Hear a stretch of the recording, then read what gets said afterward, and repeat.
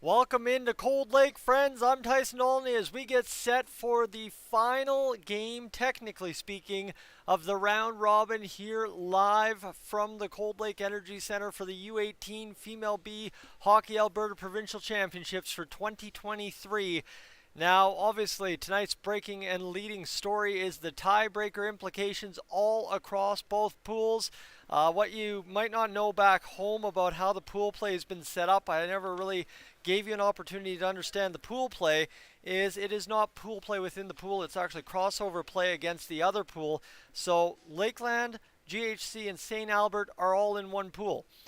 The Beaverlodge, 3Cs, and Battle River are in Pool B. So, what does that mean? What do we need to understand there? The big problem is for, I guess, realistically, 5 teams involved. It comes down to the result of next door between Lakeland and Battle River, and it comes down to the result here between Beaverlodge and the Blaze GHC. So when we're doing this, how do I put this? The simple math says if GHC scores a couple of goals and doesn't lose by a million or anything like that, they guarantee themselves second place in Pool A. That's, I believe, how I've roughed it out. I've been at the board quite a bit here this afternoon, and we have a pretty clear definition of how this all breaks down. However, I could still be wrong. Nobody has come officially from Hockey Alberta to tell me how it all breaks down going into this evening's games, and I will have a report for you before we get to the semifinals tomorrow morning on how this all breaks down. I promise you that. We should have that by game's end. I'll text the tournament chair and see if we can get the Hockey Alberta rep over here to fully explain what's going to happen as soon as we can get that going. That said, I do want to get to the Oilers game, so hopefully we can map that all out all together. Not saying the Oilers game comes first, but you kind of get where I'm going. It's been, by the end of tonight's game, a 13-hour day here at the rink, game to game, and just honestly, I would love to get to bed early by concluding the Oilers game and going to sleep. So that's Pool A as to how it all comes together, and that's the really concerning part here for us is Pool A is kind of what I've been engaged with a little bit, obviously covering all 3 of St. Albert's games and covering 2 GHC Blaze games over here. And that was kind of wrapping up St. Albert today. We needed to know what was happening with their fate. Just to wrap up the Pool A play, if GHC does not score more than 2 goals but ties the game 1-1, and we go 0-2-1 in that scenario for the Blaze, then they will be in second place. And if they fail to score a goal today in any fashion, then what will happen is St. Albert, from what I understand, will advance on to play in the crossover Pool A, Pool B kind of deal first in Pool B. Now, Pool B, right? This was a convoluted whole explanation for Pool A. If you're still with me, I really appreciate that, but what I need to explain to you, Pool B is much, much more complicated depending on this game and next door. So all teams could potentially go 2-1 in Pool B. That in itself not too problematic, because if everything stays steady Eddie throughout this tournament, more or less what'll happen is it'll be Battle River and 3Cs in the 1-2, Beaverlodge in the 3. That's the simple kind of like, okay, that kind of maps out. But there is some potential if Battle River and Lakeland gets out of hand. And what I mean by that is a whole ton of goals are scored and Battle River loses by 4 or 5, I think is what we mapped out with the Beaverlodge Blades just here a few moments ago, is if that ends up happening and it's like a 16-goal game, Battle River loses by 4, 5, 6, some kind of number. Just drive up the kind of factor that plays into how they determine the tiebreaker in the C section. I don't even know if we get down to the C section, but based on the way we've set up this tournament this weekend, I believe that's how it comes down. So then what ends up happening from there, right? I'm reading my notes here, and this is ugly. I've got chicken scratch all over the place. But just to give you an idea, if Beaverlodge then capitalizes on a huge game next door, goal fest, mess, whatever you want to call it, and then They come over here, start 15 minutes earlier or later, and pretty much, well, explode offensively. That's what I'd say. If they explode offensively here and go out and score 10 goals or something crazy, 10, 14, 12, some kind of double-digit goals. It's kind of, that's how it all maps out, is then they could somehow sneak in based on the tiebreaker percentage situation we've got in the option C on ties in the division pool, whatever you want to say. That's how they get into second place. So there's still a lot at stake here as to how it could all map out here. And obviously, right, is one scenario seems a little more unlikely than the Pool A scenario, I guess you could say. But at the same rate, anything is still possible here in this game, and that's the beauty of it. This tournament could take quite a heads and tails turn here in the next little bit over the course of, it's 6:30 when we get things going. Well, by 9 o'clock, it's either simple, somewhat complicated, or very, very complicated. And the tiebreaker is, I'll give you the actual official name of the tiebreaker and how it all breaks down, is the tiebreaker is based on option C. The goal average of a team is determined by the following manner. So the highest percentage is kind of how you win. So that's a terrible explanation at best. Some honest work. It's been a long day, and we've still got a hockey game to go. So friends, I'm Tyson. Oh, hold on, I'm going to flip.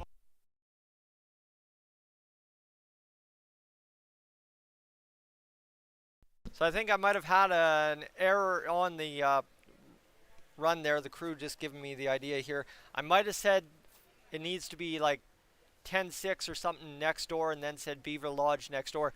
We've got GHC and Beaverlodge over here. It's Battle River next door, so if I messed that up and you were confused at all, that's a correction. My apologies. We should be good to go here. Friends, we're going to cut to commercial now and get set for this one. We are about 5-10 minutes away from puck drop, and we should be ready to go. And sit back, sit tight. We got a long ways to go yet tonight, I promise you that.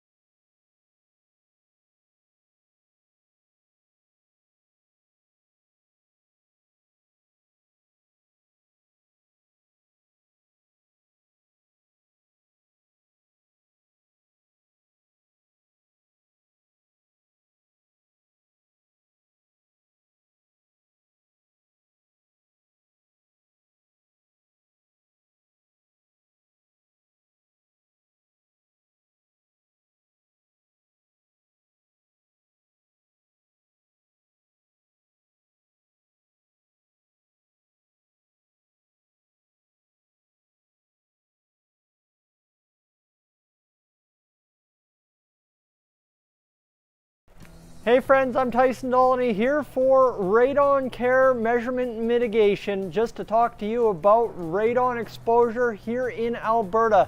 Over the past year, Health Canada has sent out pamphlets to Albertan residences encouraging homeowners to test their houses for potential radon exposure.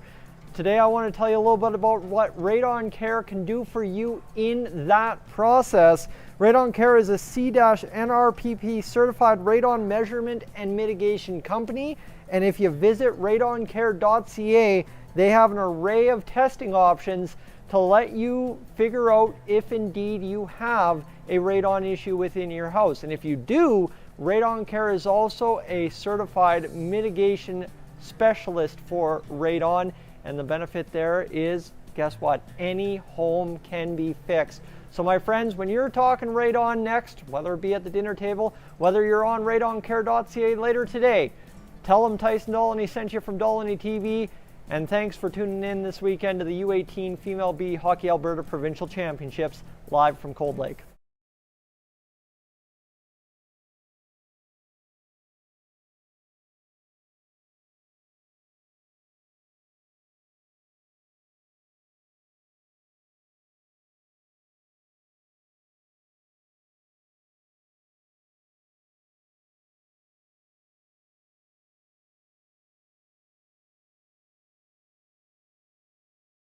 Alright friends, I've just been informed of another tiebreaker scenario in which things could get more complicated here for us. Is another situation over in Pool B. I guess there's a spreadsheet floating around the Beaverlodge fans here in the stands. Is if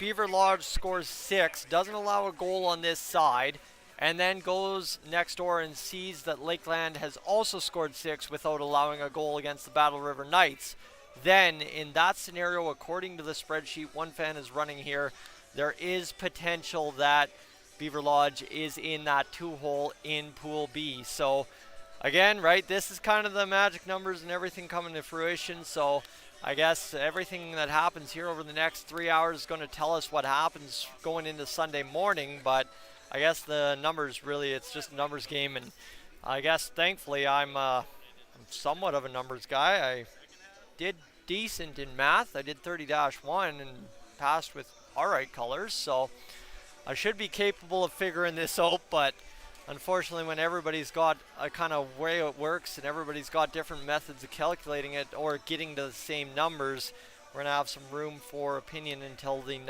final numbers actually come in. So we'll see what happens here over the next little bit, friends, but we are just waiting for puck drop here in Cold Lake on Rink 2. I'm Tyson Dolynny, joining you alongside for this evening's hockey game, the last one of the round robin on Rink 2. We'll have a semi-final over here bright and early at 9:15 tomorrow morning, and then we'll get rocking and rolling for the gold medal game in Imperial Place in what is going to be an absolutely electric atmosphere. Let me tell you, it was fantastic last year, and we'll see if it comes through to fruition again this year, as that was a fun time calling that gold medal game last year, and hopefully more of the same. There is, what I want to say, I've got a little wrinkle into the broadcast. Beaverlodge has watched one game over here, so has GHC. I've got a little wrinkle compared to what both of you fan bases have seen this this tournament so far from me. We'll look forward to having Patrick Phillips bring that wrinkle for us here on Rink 2 in a matter of moments. But right now, as it sits, I'm going to take a moment to rest the voice. We're still about 10 minutes away from puck drop. Sorry, I miscalculated. It's a 6:30 puck drop between the Knights and Jaguars. It's a 6:45 puck drop here. Forgive me. I'm going to use the same tired lines I have all day because let me tell you, I am tired. It's been a slammer of a schedule, but for that I am grateful. It's been fantastic all week long, and I guess maybe before I pause out and rest the voice, I should give one more shout out to the host committee, the sponsors, the volunteers, everybody involved in driving this tournament to the success it has been so far through almost 2 days complete here in Cold Lake. Because as much as the tournament is realistically 3.5 days when you consider the coaches meeting, whatever you want to say, it is much, much more than that. And that is the problem here, is a lot of people go unrecognized throughout the tournament. A lot of people go unrecognized for great efforts throughout the tournament. And I just want to make sure that if anyone does happen to see any of the volunteers who have put this thing on and have made it what it is through 2 days so far, make sure to thank them. Make sure to pass along my thanks if you know you've heard what I've said. So I appreciate that so much, and I really appreciate them having me out here again for this. And with that, I'll leave you for the time being till the girls hit the ice, and we'll get things rocking and rolling here in a matter of moments. Friends, I'm Tyson Olney. We'll talk to you in a few.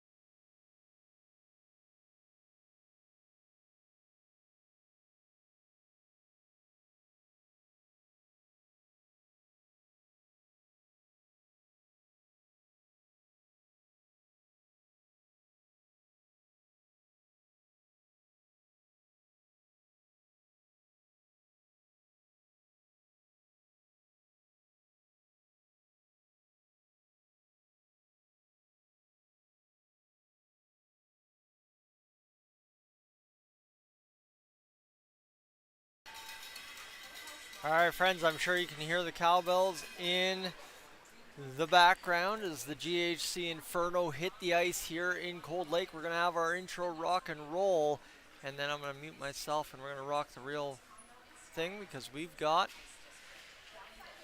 a situation. So give me a sec. Rink busted the line around the beat to the front of the net, shovels it home, scores! Dolynny TV is proud to present, in association with the Oilers Fanatic and Gillis TV, the U18 Female B Hockey Alberta Provincial Championships. Live from Cold Lake, Alberta. Home. What an effort by Faith Donovan to finish that one off around the defender below. Now live with the call for today's game on Rink 2. Tyson, Dolynny, Patrick Phillips, and Brendan Gillis.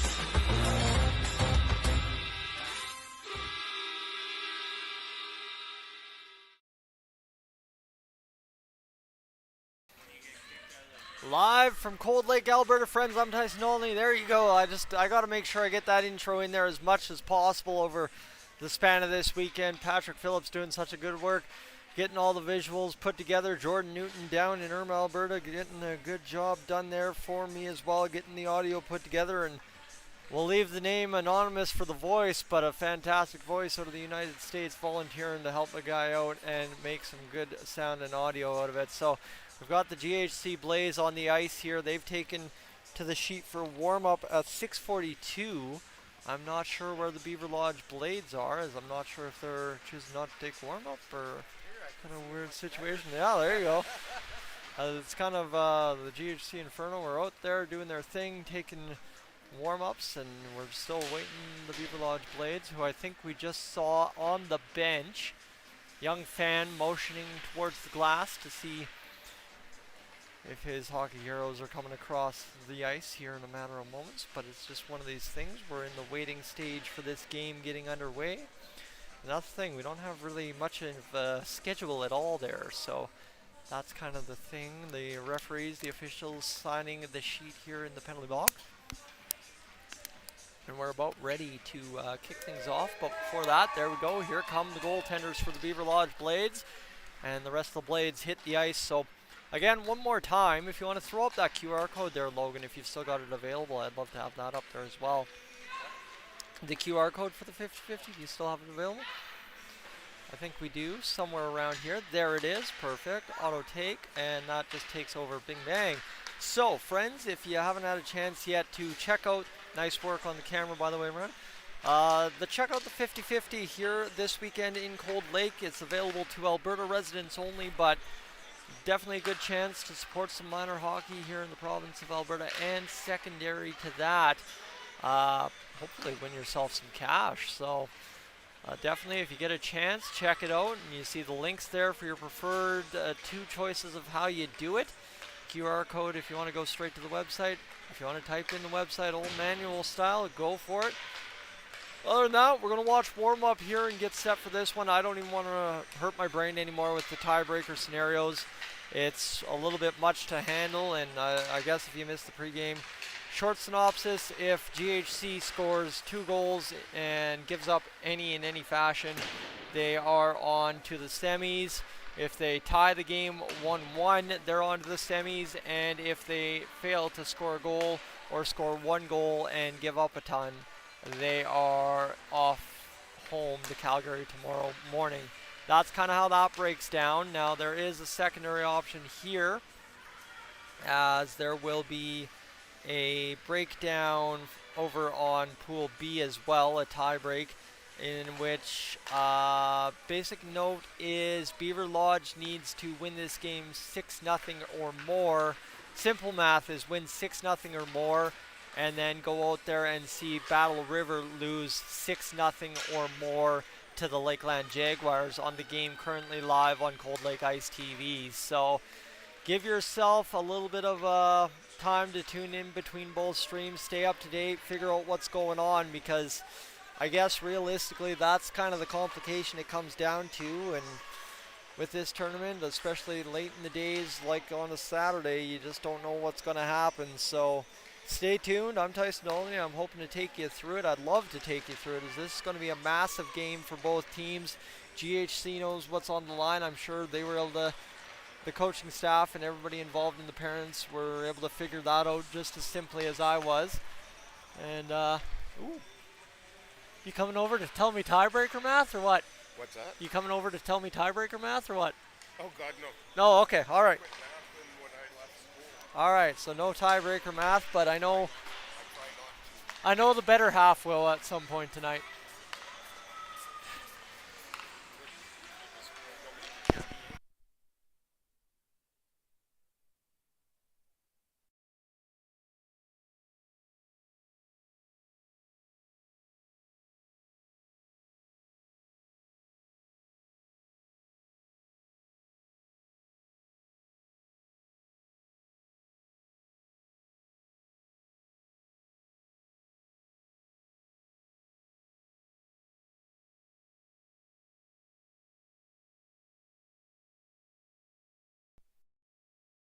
All right, friends, so what you need to know is this is not the semifinals. This is the final game of the round robin for both these teams. Same for sheet number 1 over in Imperial Place, where they are getting underway between the Lakeland Jaguars and the Battle River Knights. So I was just trying to figure out the tiebreaker math. I was told I might get an opportunity to see the tiebreaker math here sooner rather than later. Obviously, GHC, we figured that one out as soon as they score 2 goals. We pretty much figured that out. If they don't score 2 goals, then we worry about it. And other than that, as far as we go with these guys here, the Beaverlodge Blades, they were on your screen a second ago. Sorry, now we just panned over to the GHC Inferno. Blaze, GHC Blaze. The whole program's called Inferno. Tyson, you got the lesson in this earlier today. Get it through your head. We'll be good the rest of the way home. I try and hope. But yeah, so for the Blaze, simple. Simple compared to kind of the wackiness that has to happen over on Rink 1 for this game to matter in Pool B as much as it possibly could. So that's the gist of it. And hopefully we figure this out sooner rather than later, because my brain would like the calm, quiet end of the night. That would be for sure. And the nice part here is, like I said, one's simple, one's a little bit more complicated, but we will have live updates for you from Rink 1 throughout the broadcast. So once we see what kind of starts taking shape there through 2 periods, we'll know what needs to happen here in period number 3 before the puck drops. So that's the good part. You obviously see the warm-ups getting underway. Of course, I want to take a moment here. You see the 50-50 up on your screen. That is something I've been advertising all weekend. But another thing I want to make sure I mention, you saw off the top of the broadcast the Radon Care advertisement that I've been putting through the feeds all weekend long here on Rink 2. That's our presenting sponsor here on Rink 2. And let me tell you, Andrew and the team have been absolutely phenomenal to step up and bring some live coverage to you from Rink 2. And I just want to say, if you haven't had a chance yet this weekend to check out radoncare.ca, get some education on potential radon exposure in your house. Obviously, it's something you don't know it's there until you test for it, and get that mitigated and deal with it. Radon Care is kind of your one-stop shop for both of those situations, so you can get the measurement done and you can get the mitigation done. They do it both, and then you go from there, and you know what, your house is that much more indoor, sorry, I screwed that up.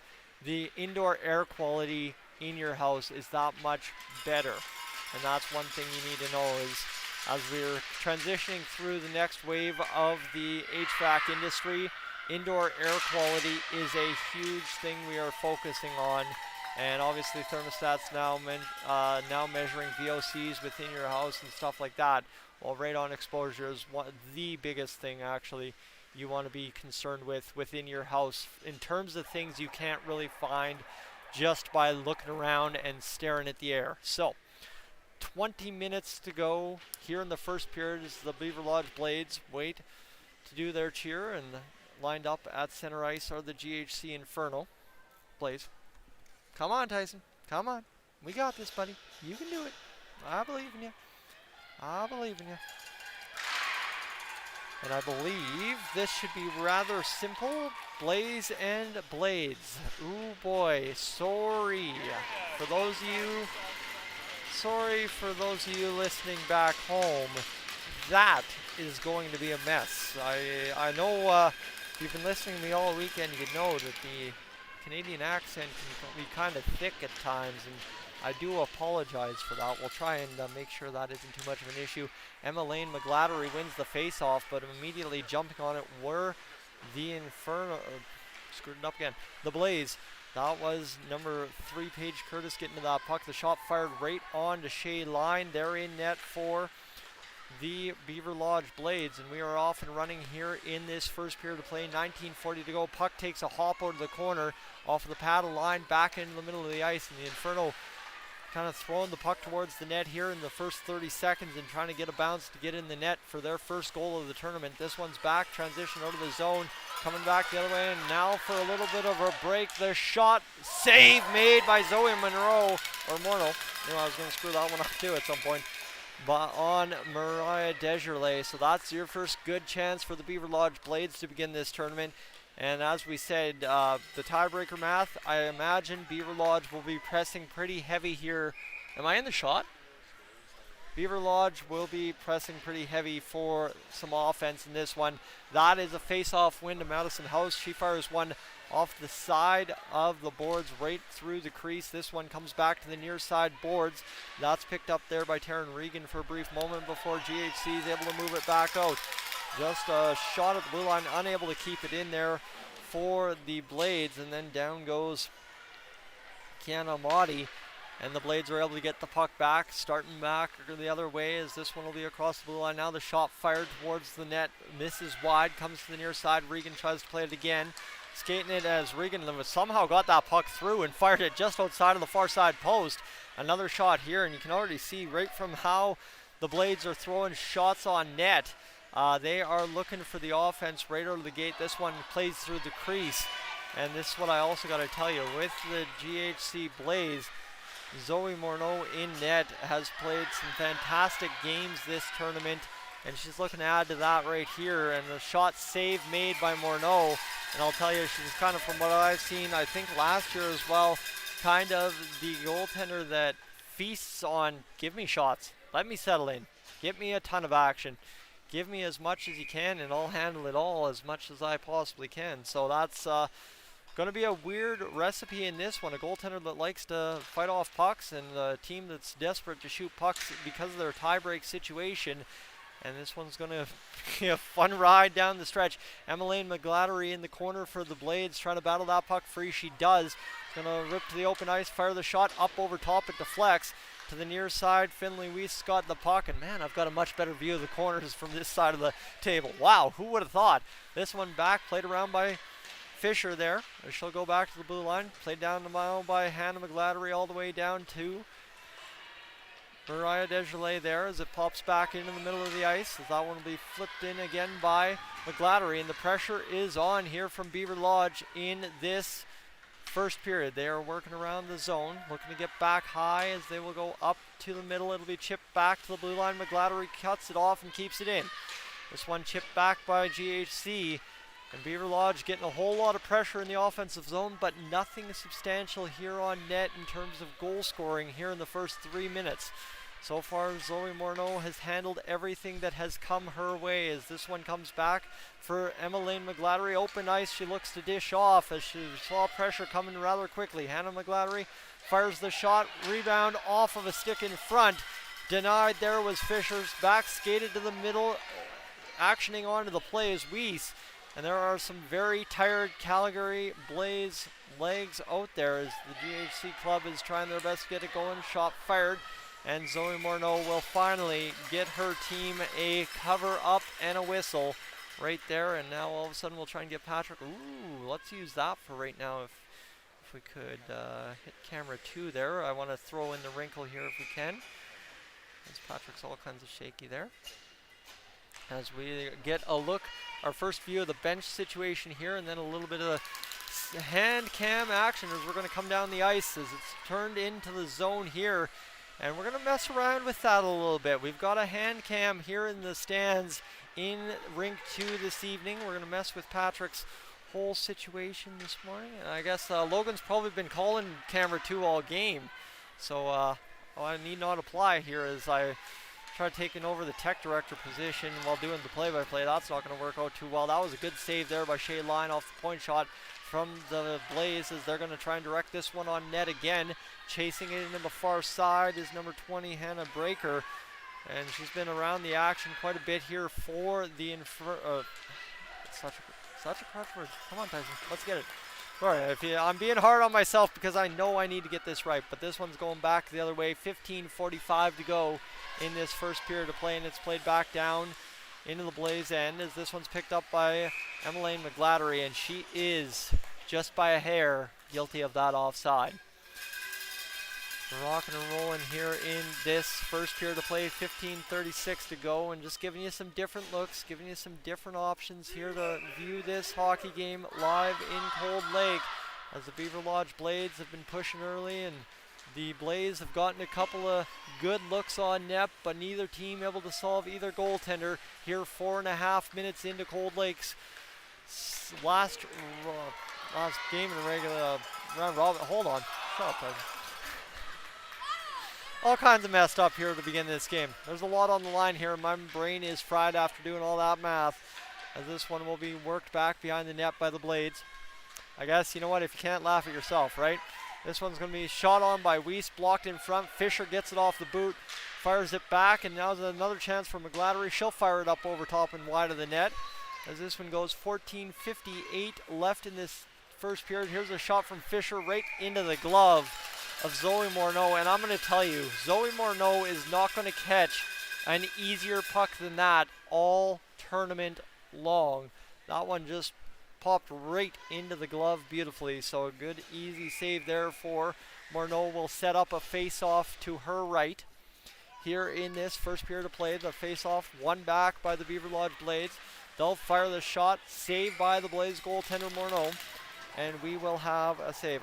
You know what? I'm already hearing it in my own voice. There is no difference between Blaze and Blades when I say it in my voice. So we're going GHC and Beaverlodge the rest of the way here, because I can't get the Infernal Blaze thing right, and B, I want to make sure I'm making the differential up as best I can here, because this is an important dang game in this tournament. As this one's back to the blue line, and this one will be worked there.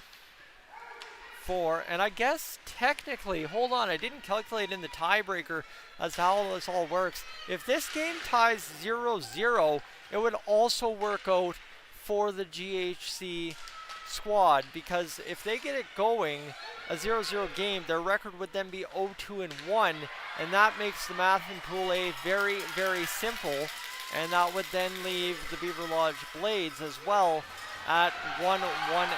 And back the other way, here comes Beaverlodge, knocked off the stick last second there by GHC, and you can hear in this building how much this game means to both sides. As I mean, Calgary's side seems a little thinner than maybe the Beaverlodge side, and just based on the people population side to side in the stands, but let me tell you, the noise coming from both of them is quite unreal.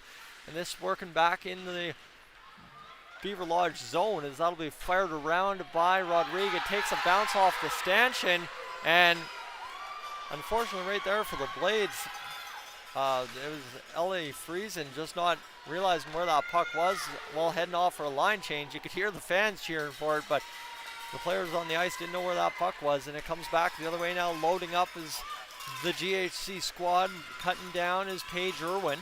Had a chance to talk to her parents this morning.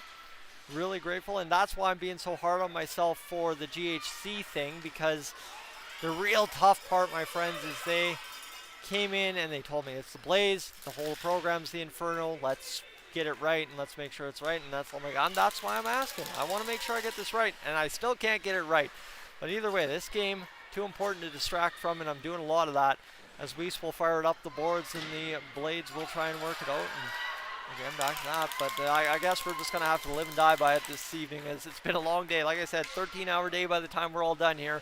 I've left the rink for about a total of 20 minutes today, as this one's going to be worked out by Taryn Regan of the Blades, so we'll get past well, her own blue line, and then turned back there by a couple of waves of defenders for the GHC Blaze, as a nice poke check last second there by Paige Curtis was able to force the dump in ultimately by the Blades. This one's going to be worked back into the neutral territory, and here's GHC just not able to catch the edge to cut through the middle, and back the other way. Emmeline McGladdery almost had a little break if she could have danced the defender, and maybe she still has done it, as she'll surface around the zone, cut, and the puck comes out to the side. Maria Desjardins fires the shot. She can't get it on net. It hit the side of the mesh there. And this one will now be played up the middle. Nobody home, and the Blades will retrieve and get in their own zone, picking up the puck. Haley Rodrigue over to Emmeline McGladdery, back on to the stick of Mariah Desjardins right in front. Rebound off a couple times. McGladdery fires. It hits a skate in front. And that is a huge break for the GHC Blaze. And then the offside. And then a shot fired and a huge block after the offside. That stung up top.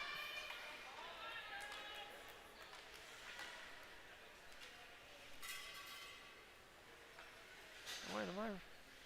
Sorry, I'm looking at the wrong lineup. Hold on a minute. That stung. Sorry, I'm confused. As Madison House will play it back in behind the net. This one comes up the middle. And now played here is that one will go around the boards to the near side.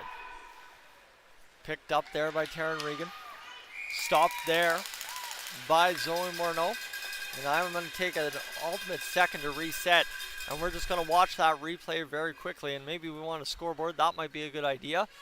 As Tim comes in to save me, it's been a scrambling. Like I said, we started early and we're finishing late. So pardon me if you do have something that I'm not paying attention to. You get that in the chat for me and I'll take care of it. But Zoe Morneau with another cover there on that one there.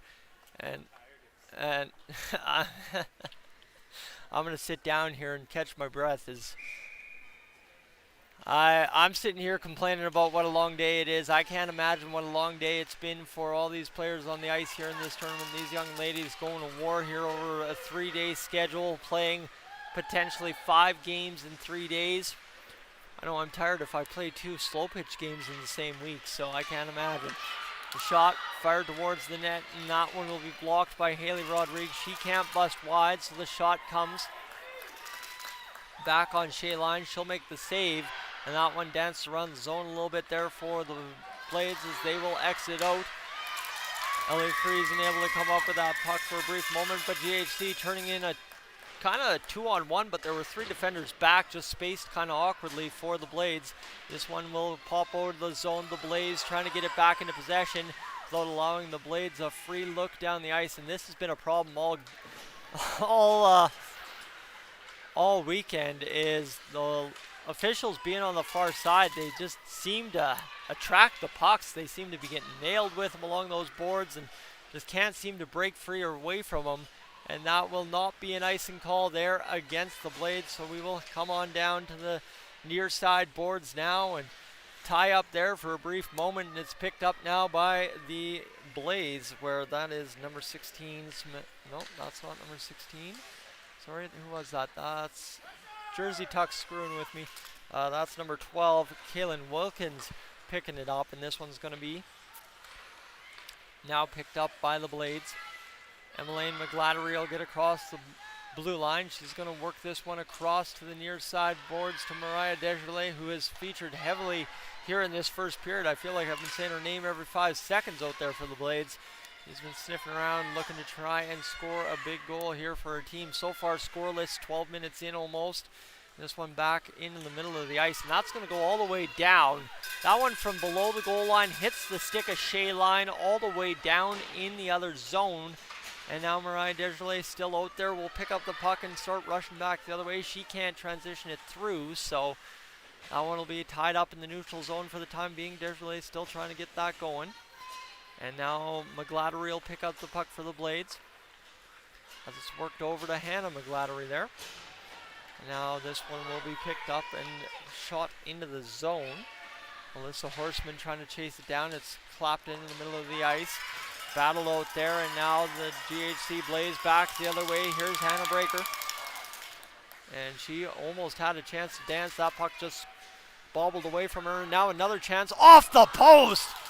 The GHC Blaze come within a hair of putting themselves up 1-0 and scoring that first goal of the tournament. And here's another opportunity to the front of the net. Shayline scrambling around. It goes in behind. And now some sudden pressure from the Blaze in the Blade zone. Two players collide in the corner, both still battling for that puck. It'll be fired down the length, and that might be a perfect clear as it goes right onto the tape of Zoe Morneau, but I wouldn't do that. Oh, a bad turnover there in front, and this one's going to go back door, and that is exactly what you want to see from the goaltender. Gives the opposition a gift and takes it away immediately after. What a save there from Zoe Morneau, and we are going end to end with some good chances here in the past minute. Now wheeling and dealing in the zone. Fisher will pick up and Weiss will get the point shot in. Looking for the tip was Regan down low. And that one will go wide of the net and now allow the Blaze to pick it up. And we've seen chance to end. And here we go. Starting up, Kaylin Wilkins will fire that puck in. Was that Kaylin Wilkins? Again, Jersey Tuck messing with me. I think that's number 13 now coming to the bench. Cassidy Moroziak was actually shooting that puck in for the Blaze, but we've had a couple of good end-to-end chances here for both clubs here in the past few seconds. And hey, you know what? Like I said, this is a big game. And how about back the other way? Here's Taryn Regan on the attack again. She's getting in there, trying to get in behind to set something up. She'll get to the far side and then pass it over to McGlattery. He throws it on down onto Morneau. And now that I realize that a 0-0 tie here would actually get the Blaze into the second place position in the Pool A. This has gotten a whole lot more intriguing the longer it stays 0-0. Let me tell you. All right, friends, this one's going to go to the far side. Backhanded there, down deeper into the Blaze zone by the Blades. And this one's going to come out for the Blaze as they will work it up and cut it back to the D. Then it chips off a stick, and all of a sudden, I don't know if the heater's just cut out. I just found a chill. Here come the Blades. They're firing the shot. It's blocked in front, picking it up. Haley Rodriguez going to go for a skate. She's going to work around to the far side blue line, find an open lane, and here she goes. Seen some magic from her over the past 2 years. She knocks a player off the puck there, trying to knock her off the puck, and she's still skating it around. She's driving to the net, draws a penalty. Still a shot coming. And I was talking about that being the easy glove save for Zoe Morneau about 5 minutes ago. That was another easy puck, just takes a hop and gets right into the glove.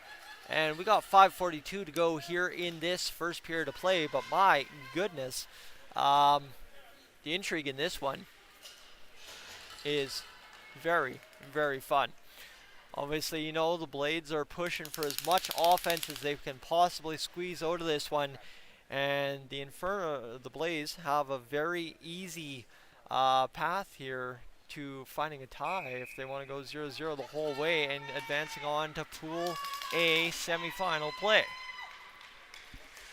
Who knew? As this one will be worked here, shot fired. That goes nowhere. But behind the net, Emma-Lane McGlattery gets going, and you see here that's kind of how it's going. The fans are getting into this one here early on, and the shot fired, glove save Morneau. Little bit tougher that time, but that of course is on the power play. And this is a huge game for both teams, and you see that. Oh my goodness, Patrick, you tell Patrick he did some fine work on that camera angle. That was fantastic. And we have got, I'm not even able to watch the broadcast fully because we have been just action here early on in this hockey game, but I'm seeing some of the stuff just peeking my eye over to the right. I'm seeing some good stuff. Here's Rodriguez, the shot fired, blocked in front, another huge block for the GHC Blaze as they continue to stymie the Blades' pressure. And like I said, it's two clear paths, right? The Inferno Blaze looking for either a goal, a couple of goals, I guess is the more ultimate goal, or realistically, if they keep it scoreless the whole way through, they could really make something interesting there happen for them and get on to the semifinals. And obviously, Beaverlodge is looking for as much offense as possible out of this game as they continue to circle around the offensive zone. The Blaze, however, will get it down. They'll fire a shot. It's going to go all the way right on spot to Shea Line, who keeps this puck going. And we've had a couple of good clears from both teams that have hit dead center of the net. So that's not bad when you're clearing it from below your own face-off dot and you're able to hit the net like that. And this one's going to, again, have the exact right draw weight. Comes right on down to Shea Line, who will play it off. It miscues off the stick, but good support, had it covered. And now a push through the middle. And these two teams, I mean, tired, right? This is game 3 of 2 days. And the tough part there, too, is there's a lot on the line. So I'm sure the nerves, the heartbeat, the heart rate, whatever you want to say, is up there as well. And both teams trying to excel in the moment. Madison House gets it across to Alyssa Horseman. Here comes Taryn Regan. Skating onto the puck, she'll fire the shot, it goes wide. 3:36 to go here in the first period. I'm loving the noises in the crowd. This is the get you up kind of hockey game you're looking for at the end of the day, let me tell you. Madison House fires it in front, a couple of whacks at it for the Blades. They can't get it going. Paige Curtis on the puck now for the Blaze. This one comes on down to Morneau. She'll make the save. And I'm seeing, by having 56 of you joining me for the call right now, I'd say this game probably counts for something. I think we can safely assume that from both sides. My pleasure to have you along for the ride here. I'm Tyson Dolynny, live atop rink number 2 in Cold Lake, Alberta. It is the U18 Female B Hockey Alberta Provincial Championships live here on Dolynny TV this weekend on Rink 2. I'd like to again shout out, just as we see the puck chase back into the Blade zone, our presenting sponsor here. You see them on the scoreboard, Radon Care Mitigation and Measurement. Definitely check them out, radoncare.ca if you get a chance, because I'd love to have you maybe test your house for radon exposure, because trust me, you don't know what's there until you get it tested. 2:50 to go here in this first period of play. Puck's fired up off the boards, tipped down in front, and this one's going to be fired off the side of the net, now back in front. And this will be backhanded out to the blue line. Now stepping in there is somebody who had a fantastic game last game out here on Rink 2, Lucy Daly. She stood tough with block after block after block in that game to open up the tournament against the 3Cs Coyotes. That was an impressive display of effort there from Lucy Daly last game out. So we're looking for more of the same, and hopefully a good game from her the rest of the way home in the next 42 minutes and 10 seconds. As we have this puck fired back into the Blade zone. It's about time I chose to sit down for a hockey game. We've got an offside against the Blaze right now. This one's going to be worked back, and it's tipped off the stick of the Blaze's number 11, Carmen Saramentio. And that will go up and out of place. We'll have a face-off and a stoppage in play.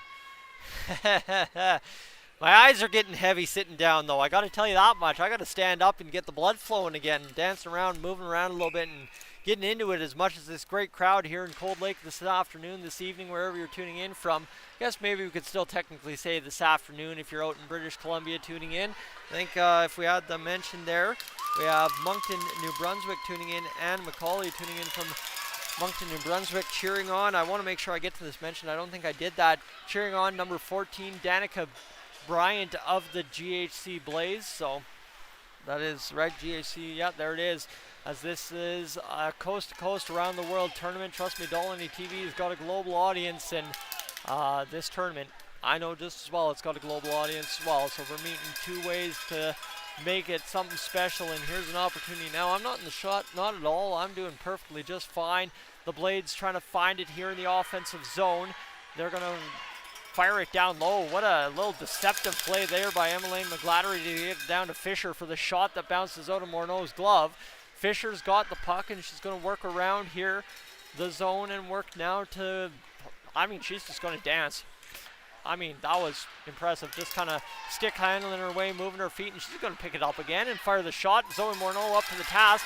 Puck's cleared back to the high slot and then cleared out of the zone. 35 seconds to go in this first period of play, friends, and it will be picked up there by Hannah McGladdery, kept in by Emmeline McGladdery, fired down low, and that will be a stick tap there by Zoe Morneau, who sees it worked out there. Weiss cuts it off at the blue line. It almost escaped, and now will, as Paige Curtis and the aforementioned Danica Bryant get it out of the zone. Bryant's working in, trying to get there. A couple of 6 tied up, takes down the player, all good, and down. That one will be a shot for the Blaze, turned aside by Shea Line, gets back to the blue line. The shot loads up again. It'll deflect in front, and time will expire. And I think you're seeing here everybody, whether it be the Blaze crowd, whether it be the Beaverlodge crowd, everybody is into this afternoon's game here in Cold Lake. And you hear it. This is both sides of the rink applauding the effort we just saw in this first period. Beaverlodge wanted the offense, and GHC came to play and defended well. So it's kind of a tale of 2 tiebreakers here, but it's a big game for both teams, and to hear this out of both sides in a 0-0 game after 1 period of play is absolutely fantastic.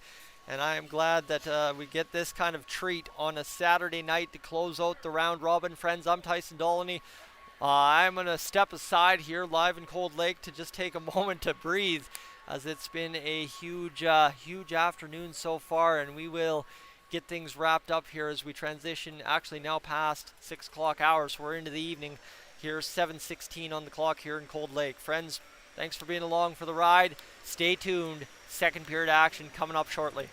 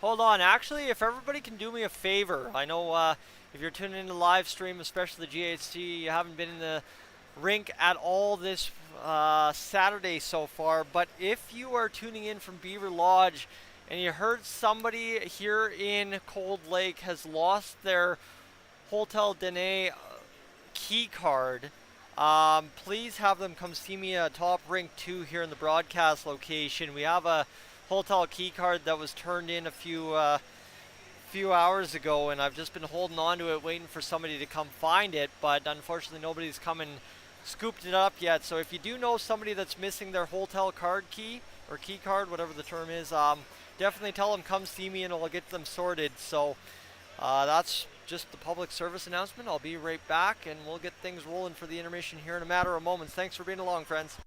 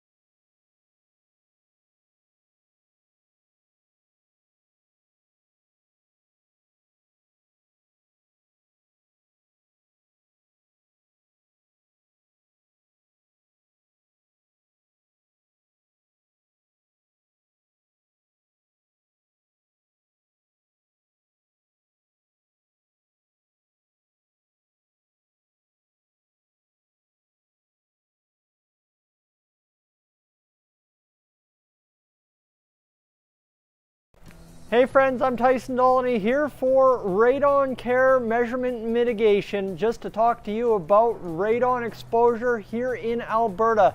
Over the past year, Health Canada has sent out pamphlets to Albertan residences encouraging homeowners to test their houses for potential radon exposure. Today I want to tell you a little bit about what Radon Care can do for you in that process.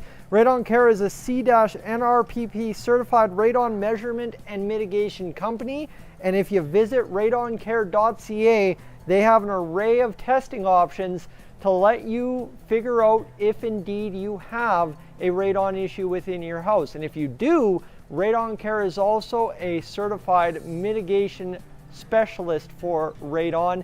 And the benefit there is, guess what? Any home can be fixed. So my friends, when you're talking radon next, whether it be at the dinner table, whether you're on radoncare.ca later today, tell them Tyson Dolynny sent you from Dolynny TV. And thanks for tuning in this weekend to the U18 Female B Hockey Alberta Provincial Championships live from Cold Lake.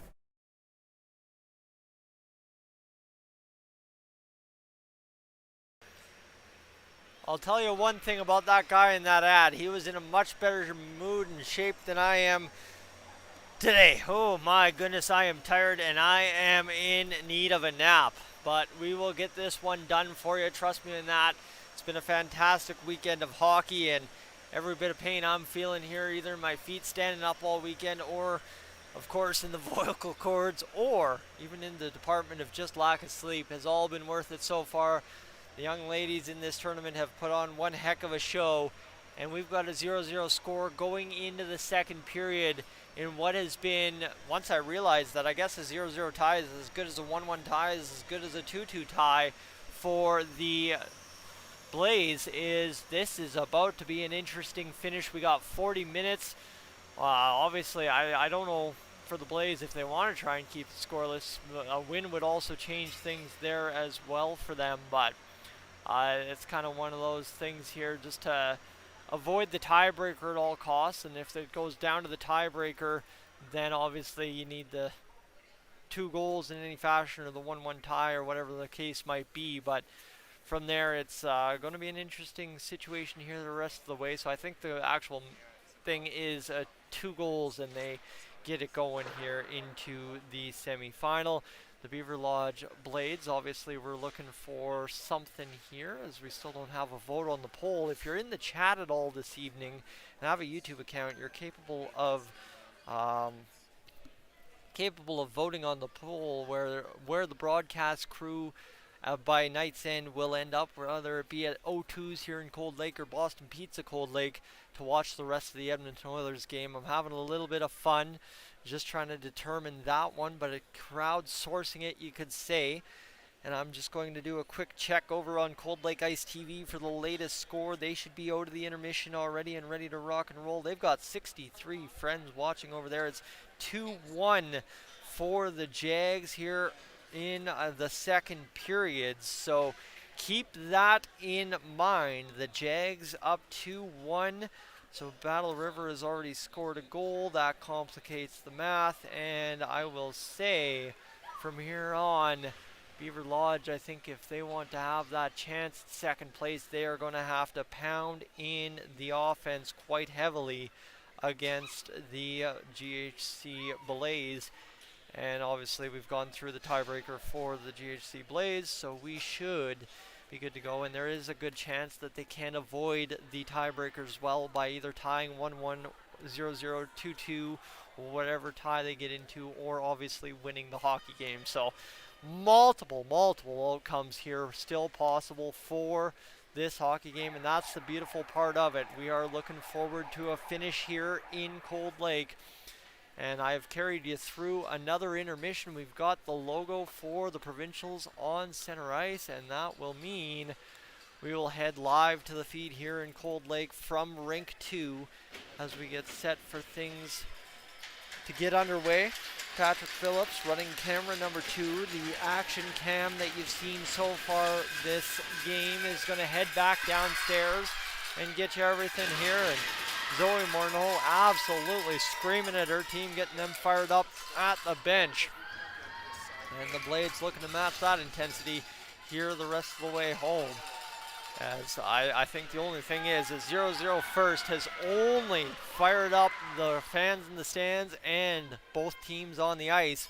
We're in for a doozy the rest of the way home. The puck drop has happened. And now right to the attack. Hannah Breaker for the Inferno. She'll fire the shot. Shea Line equal to the task.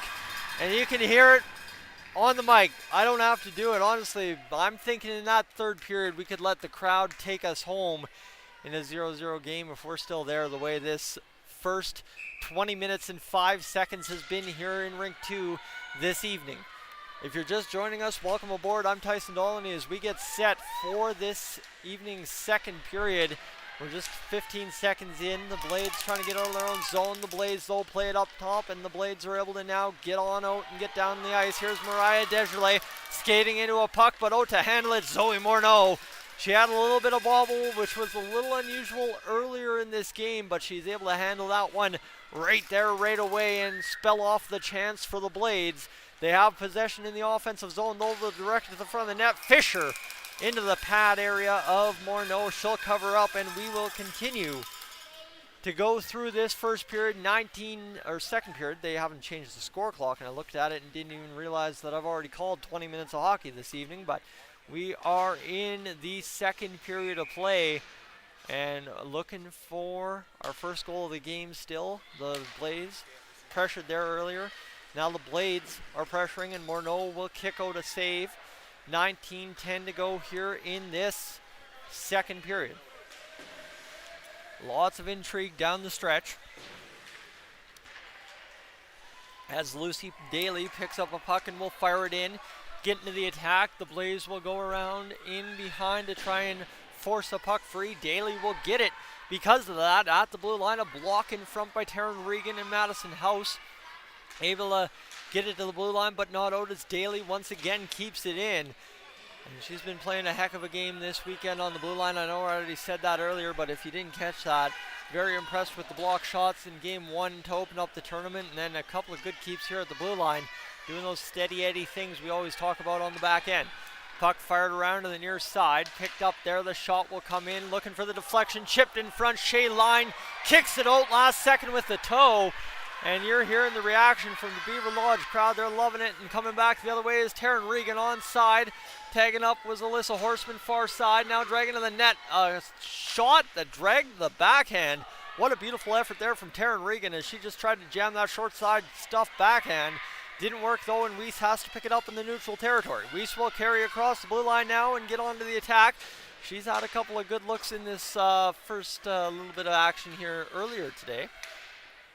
As that one will be fired out of the zone by the Blaze. Paige Curtis picks it up, and I will tell you, as soon as the Blaze touch the puck in the neutral zone, I think that's actually coming from the bench, what I'm hearing. They come alive real quick, and this one will come across the blue line. A shot fired there by Hannah McGladdery.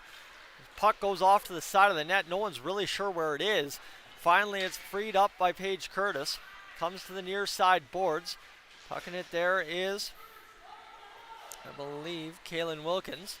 Again, that jersey tuck makes it really hard on first glance, and then I got to look at the numbers on the sheet and try and make sense of that. And I'm sometimes looking at the St. Albert roster and know that's wrong. I don't know what I'm looking for, but I know when I'm seeing something I'm not supposed to. And this one's going to be curled around behind the net by Daisy McCarthy. She's picking this up to the backhand. Ooh, what a nifty little edge work there to get that one going forward. Picked up on the cutoff by Maria Desjardins. She fires into the side of the corner. And now Maria Desjardins again. Another shot bounces off of Morneau. We continue to see chance after chance for both teams. And nothing yet solving either goaltender. 3.5 minutes into this second period of play. They still haven't updated the period, by the way, but hey, you know what? I think we've got another new crew down there in the timekeeper's box. They'll come into their own as the rest of the weekend shapes up if they're doing the semifinal over here. That's Emmeline McGladdery battling there against Holly Bertels going into the boards there. As this one will be worked back. Now McGladdery will fire the shot. Scores! Bar down! Elaine McGladdery. And it is 1-0 for Beaverlodge. And just like that, yeah, you know, they come alive for that one. And what a shot by Emmeline McGlattery, firing that one from right in the shooting spot and puts it down, bar down on Zoe Morneau. And look at that one, wicked release, huge bounce off the bar. 16:01, perfectly placed shot left in this second period, and the Blades have jumped out to a 1-0 lead. All right, scoreless no longer. Now we await to see if the Blaze have a response. They need a goal now. No longer can they go for the 0-0 tie. They need to now look to at least get it to a 1-1 score and then try and figure it out from there. A tie in any fashion would be enough to get the Blaze into the semifinal, as this puck's tied up along the corner of the net there. Morneau's scrambling around, nothing really of substance happening as of yet, and here comes the other way the Blaze, as they will get up to the near side boards, carried in there. Again, the Jersey Tuck's messing with me. I've had all kinds of mishaps with that one, and this one's going to be played ahead. This one now tipped in there by Ellie Friesen,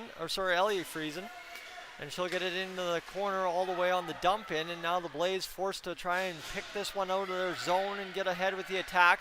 They go there to number 15, Liliana Kelmakov. She was able to tip it into the neutral, still bouncing around out there as it comes down to the stick of number 21 for the Blades, Violet Patershuk.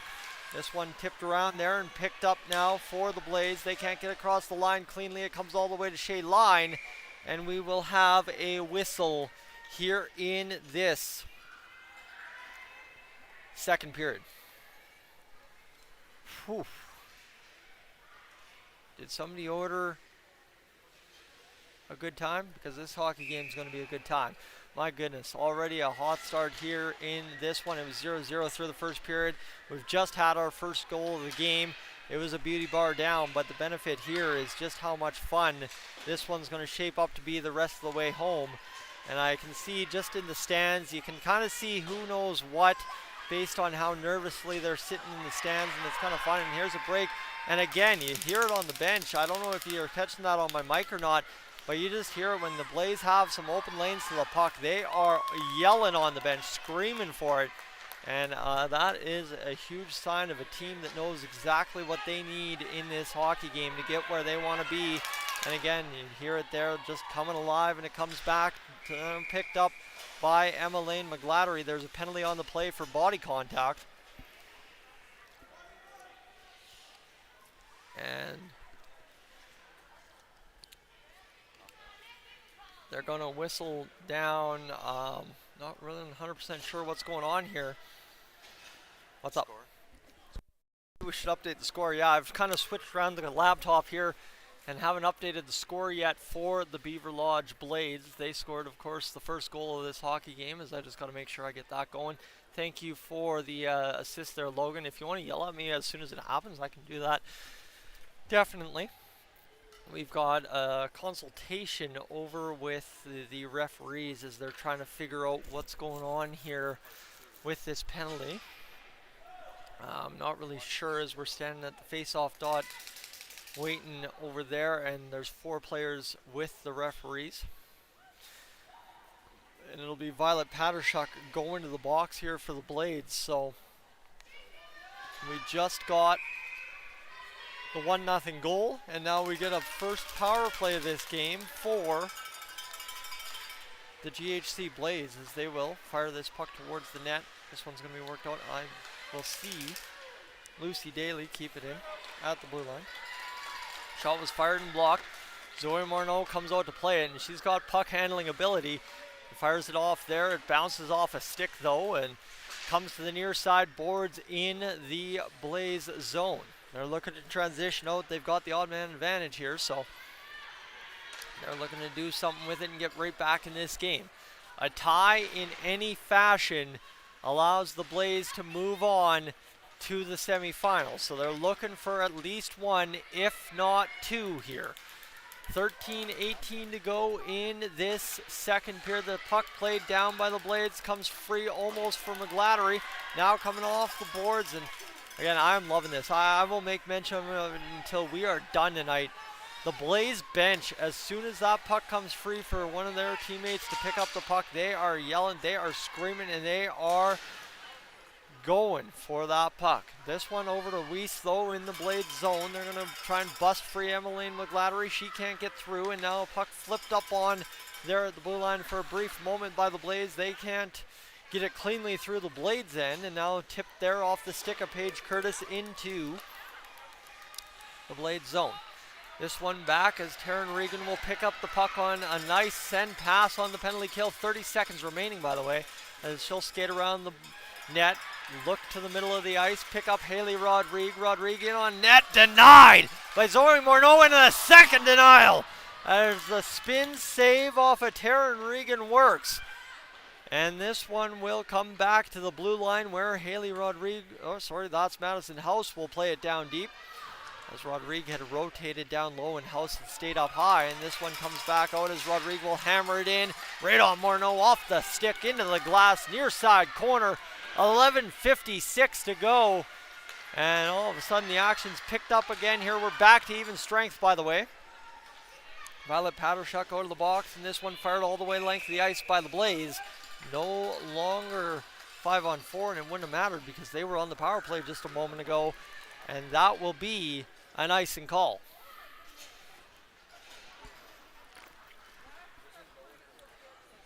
And on 6 votes, right now Boston Pizza leading the poll for the Oilers game at 67%.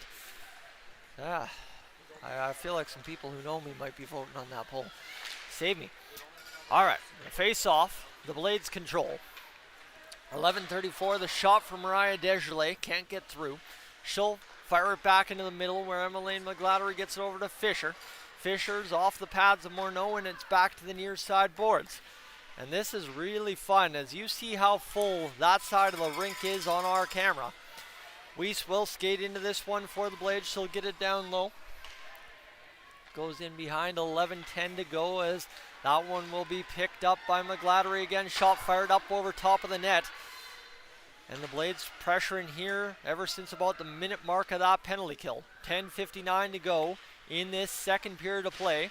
1-0 the score for the Blades. So they've got the marker that will win them the game. And a shot, rebound, scores! Just like that, Emmeline McGladdery has her second goal of the game. And again, I mentioned it earlier in the tournament, it's always nice to see when a player follows up her own rebound. And that was a great drive to the net by McGladdery. And look at this, Emmeline McGladdery just follows through. That one takes a nasty hop for Zoe Morneau, who had bodied it up pretty well. It hops right in front of the net, leaving the other 2/3 of the net open. And McGladdery makes no mistake. She scored a ton of goals in this tournament, and I'm sure a ton of goals over the course of the year. And the Beaverlodge Blades, just like that, have 2 on the board. We said their magic number on this side to get into the whole realm of possibly getting the tiebreaker figured out is 6. So now they're looking for 6. And they've got 2 midway through this hockey game. The GHC Blaze, though, they've played some pretty tight games so far this tournament. And they're looking to make sure things don't get away from them here as they look to try and score. Well, now the math would say 2 would probably still figure out the tiebreak percentage against the St. Albert Rush, but again, I don't have the spreadsheet, so I couldn't tell you. That one will be fired down the length of the ice back into the Blades zone. 2-0 lead now for the Blades, and oh, guess what I just remembered? Hey, what do you say? Let's get that scoreboard updated. Hey, let's do it. As it's back into the Blades zone, picked up there as this will be skated out back to the near side in the neutral zone. That just will be punched in by Taryn Regan, who continues to chase after it. She's going motoring into that corner as it's flipped around the boards into the far side wall. Continuing to work there, the Blaze get it out. 9:28 to go in this second period of play, 2-0 the score. Chasing it down into her own zone is Hannah McGladdery. She will work around, play it off the boards. It'll bounce there on the Calgary Blazes' Daisy McCarthy and go for an icing call, so not too bad of an outcome as it hopped over McCarthy's stick and goes the length of the ice right there for an icing call. We have got 9:14 to go in this second period. And it is 7:43 on the clock, so we should be close to wrapping up around that 9 o'clock mark this evening.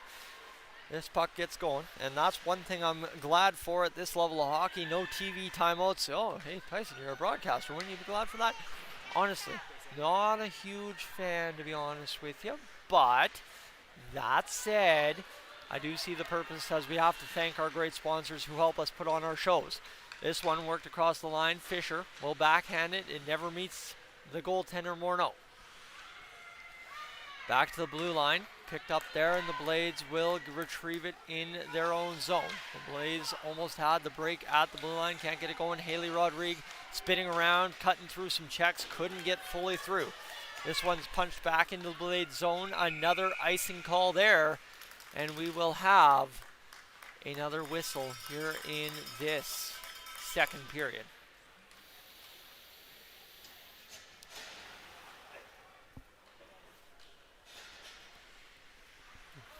Fight off my first yawn of the evening. Been that long of a day at this point. It's 7:44 on Saturday night. It's 2-0 the score, 8:20 to go here in this second period of play. Just work back out there by the Blaze. They will try and transition through the zone, and this one will cut out to the near side boards. Meaning it there are a couple of players tying up, about 4 of them all told. And this one will be worked now by the Blades as they try to come up with this puck. Cut off there in the middle of the ice by Hannah Breaker. And here she comes again. The shot fired off the blocker of Shea Line. This one, and I'm loving this. I'm loving every second of this. This crowd is absolutely wild here in rink number 2 this afternoon. It's been a great time. And we've got Patrick down there in rink 2 just on the main level getting us ice level shots. Little add to the broadcast. I know some of them have been a little shaky, but you know what? We're living and learning here on the broadcast this weekend. Obviously trying to grow the crew's talents as much as possible, and it's been a great mission here in that. Actually, it's a beautiful little replay here that we're going to get to see. As this one goes, shot fired by the Blaze, and a save from Shea Line yet again. 7:34 to go in this second period. And that one was just a good point shot that gets all the way through. Shea Line makes the save. The face off to her left after the point shot from the right point. And we will see it won back by the Blades. Fired off the boards to Violet Pattershuk. She will go around and look for an option. She will just turn back to the near side. Working it here, slapping it off the boards. Taryn Regan going chasing after it. She will collide there in the far side boards and be able to manage to work it out. And now here comes Alyssa Horseman working this one back. She'll backhand it down to Zoe Morneau, who punches that one over to the crease and now gets this one back to the near side to the Blaze. Paige Irwin carrying this one across. She'll fire the shot, and Shea Line drops to the butterfly, swallows it up no problem. And we will have another stoppage in play here with 6:58 to go. As both goaltenders doing their thing in this second period. Yes, it's 2-0, but still plenty of intrigue remains. As I've said all game, a 2-goal lead means nothing in a tournament like this. Speaking from experience, and the Blaze have not gone away here midway through this second period, and they will likely stay in the pesky territory, trying to get a goal on every single shot they shoot the rest of the way home here, as they need 2. That's the magic number here at this point for the tiebreaker. Shot scores for the Blades. They will get the point shot through on the tip, and it will be Fisher scoring the goal on the tip. It looks like she'll take the skate to the bench, so Bradley Fisher tips it in front, and we'll cue up the replay here as the shot from Weiss fires through the crowd. It's a chop tip up over to the side of Morneau, and the Blades have taken the 3-0 lead. That was good work, team. Very good work to make sure I was able to see that on the second replay. Thank you, Logan, for the notification. And the Blades now back to the attack. Mariah Desjardins fires the shot, but Morneau the save. And just like that, we'll have another face-off, but that a huge save for Morneau, who all weekend has kept her team as close as possible in every single game they've played, and doing more of the same here with 6:40 to go in the second period. And this is a tie-up along the boards. Weiss is able to battle there.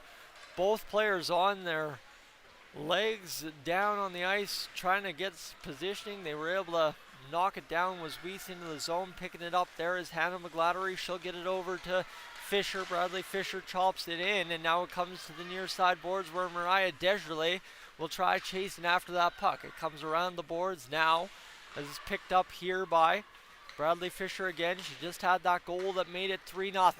6 minutes remain here in the second period as Fisher's still got the puck. She goes in and behind to McGladdery. That being Emma Lane McGladdery this time. And now back to the blue line. There's a shot there, and now Fisher the wide open shot. Rebound off Morneau. Goes wide of the net. Secondary shot on the third rebound. Goes into the crease off of Morneau. She'll cover up with the blocker that time and make the save to stop it here. 3-0, 5:48 to go. And look at this. Look at that angle. Ooh. Yes, indeed. I'm loving it. We got 2 cameras and something I didn't have here last year. Let me tell you something I haven't had all weekend. Patrick Phillips doing some fantastic work down there in the corners for us. This one still in possession for the Blades in the Blaze zone. This one will be worked now down the ice. Chasing it after it is Haley Rodrigue. She's going to go for it. There's that secondary camera angle. Look at how that picks up. Ooh, that track's so nice. Shay Line will direct it off of a shot into the corner. As this one will be picked up now by Violet Pattershuk. She'll get it around to the boards to the near side. That being there, Jada Horseman picking up the puck and tying it up along the boards with Rose Pattershuk as both of them collide and try to get something done here, as that will be chipped to an open wing by the Blaze in the Blades zone. And this one will come back, tipped there, and now back the other way come the Blades. Across the line, but held up. And this will be worked there as both teams tie up, and that one will be fired up to Paige Curtis. She sees it hop her stick in the neutral zone, and this one picked up by Ellie Friesen now. Friesen looking to load up and get across the blue line. She'll skate one-handed into the zone, fire the shot towards the net, can't get it on target. This one will come now around behind Zoe Morneau. Back, the shot to the middle. Horseman, the shot, the save, the rebound, the stick goes flying. It's mass chaos. Shot, rebound again.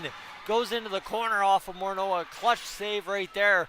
4:16 to go here in this second period. Remember that one for the GHC Blaze. And there we go, a long point shot. And what a tidy save there by Morneau. It got past her. We're cueing the replay here. And oh, we have got some gold right here. The shot, and look at that one. It, oh, just like that. Almost trickles across the line out of the glove of Zoe Morneau, but the save made it the last second. And we will see this face off here. I love that angle. Shot off the toe of Morneau, goes into the corner. And we will see this one back around the boards now, picked up by Weiss. The Blades have some pressure here, and they will get it back to the blue line. That one chopped down a couple of times, and the Blaze going to get it going as they will fire it down the ice, but on the stick of Hannah McGladdery. She will observe where the pressure is coming from, get it over to Finley Weiss. She will fire it up into the middle of the ice. That one hops the stick in the neutral zone and picked up there and fired back out by number 18, Simone Stringer of the Blaze. She's in that battle now as Stringer, trying to get this one going. Battled out there a couple of times and picked up by Regan. Taryn Regan across the blue line, had gotten it in deep, but the Blaze able to transition it out, and Hannah Breaker just couldn't battle that puck free. Now pushing around, and there we go. Breaker's got an opportunity here. A 2-on-1 with Sarmiento. And that one is shot on this side of the net. That was a good looking chance there for the Blaze, and Breaker's not done yet. She'll fire another shot. Save made by Shay Line. 2:50 to go here in this second period. Another shot off the tape of Shay Line. And Hannah Breaker is all the way around there looking for puck after puck. And coming back the other way is Alyssa Horseman for the Beaverlodge Blades. The action picking up once again here as both teams got a couple of good chances again here. A flurry of saves here over the past minute and a half. Shot fired down by the Blaze. They will be content to take the icing call and circle back for a line change and get back into their own zone for a face-off draw. I'm loving the poll now. It's up to 10 votes, by the way, if you haven't done that in the YouTube chat as of yet. Up to 70% for Boston Pizza. Again, it's like you folks know me and know what I'm all about. If you know anything about me, you know who I want to win this poll, right? Not to tell you who to vote for. That is totally your choice. 2:16 to go here in this second period to play. The Blades lead 2-0, or 3-0, sorry. I was looking at a kind of refiltered screen. And this one will go back now to the blue line. Cut off there by Violet Pattershuk. She will fire it back in. This one goes around the boards. Down low and picked up now by the Inferno number 9, Holly Bertels, who got it to the near side corner. This one picked up by Rodriguez in the middle of the ice, though, as she cut off a clearing attempt. This will come back around, fired into the neutrals, or not, no, fired into the middle of the ice, but cut off there by the Blaze last second. And then Emmeline McGladdery able to keep it in. And I think I heard the Blades bench there yelling some directions as well. So I've been talking about the Blaze bench. I'm right on top of the Blaze bench, but the Blades bench got pretty loud over there for a brief second, and I was able to hear some of the chatter. Fisher stepping in, shot, save Morneau, rebound Desjardins, can't get it going, and it's going to be cut off there and skated away by Madison Law. Law will work this one out, and nothing successful there, and this will now allow Paige Curtis to come up with a puck. She fired it to the middle, but that was almost cut off by Mariah Desjardins. Now cut off here and battling still, and that will be again chipped in as Emmeline McGladdery able to get it down into the zone. This one battling now for the Blades. There's a little bit of a battle in front as McGladdery fires the shot, the save Morneau. Coming ready to face that one from McGladdery this time. And we will have another stoppage in play here as both teams continue to get chance after chance to try and get what they need out of this game. A reminder still, I believe the tiebreaker math works in favor of the Blaze should they score 2 goals the rest of the way home, and I think not lose by any more than 4 or 5 goals. That's how I think the math works. I could be wrong, but I think that's how the percentages play out. 28 seconds to go here in the second period, and we are just barely over 20 minutes away from determining who and how we get to the semifinals here in this U18 Female B Hockey Alberta Provincial Championships for 2023. This one worked now, picked up there. It'll be battled off and working around. Ellie Friesen is able to free it back to the Blade zone. That one will get down low, and that will be the end of it. As I want to say, I might have found one of the dads in the crowd getting really jacked up as that last few moments of play bled off the board. Friends, I'm Tyson Dolynny. It's a 3-0 game here after 2 periods of play for the Beaverlodge Blades. They lead, and we will be back in a matter of moments. Sorry, I can't even talk anymore. I should get another water in me. But it's been a heck of a trip so far this hockey game, and a heck of a trip this weekend. And it's our final round robin game here this weekend in Cold Lake. And we are going to have to get the score from the Jaguars and the Knights. And then I will go off mic for a little bit here, although I believe they would potentially be in intermission. So let's go see what we've got here. They've got 44 folks watching over there. They're on commercial break as well, and we're just going to scroll back, and that's the ad video that they played earlier in the season.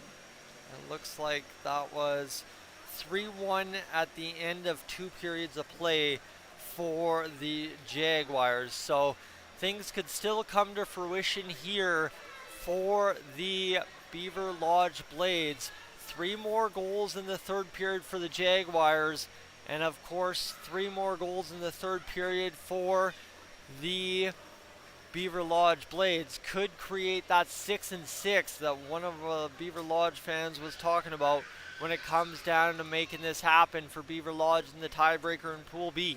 I don't have the full math, I can't confirm that, but buckle up. We're in for something here, and of course the GHC Blaze still have a good shot at making something happen here if they can score 2 goals or more.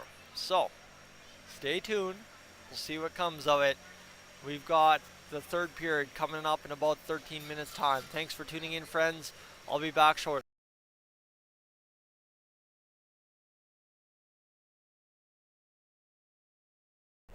Hey friends, I'm Tyson Dolynny here for radon care measurement and mitigation, just to talk to you about radon exposure here in Alberta. Over the past year, Health Canada has sent out pamphlets to Albertan residences encouraging homeowners to test their houses for potential radon exposure. Today I want to tell you a little bit about what Radon Care can do for you in that process. Radon Care is a C-NRPP certified radon measurement and mitigation company, and if you visit radoncare.ca, they have an array of testing options to let you figure out if indeed you have a radon issue within your house. And if you do, Radon Care is also a certified mitigation specialist for radon. And the benefit there is, guess what? Any home can be fixed. So my friends, when you're talking radon next, whether it be at the dinner table, whether you're on radoncare.ca later today, tell them Tyson Dolynny sent you from Dolynny TV. And thanks for tuning in this weekend to the U18 Female B Hockey Alberta Provincial Championships live from Cold Lake.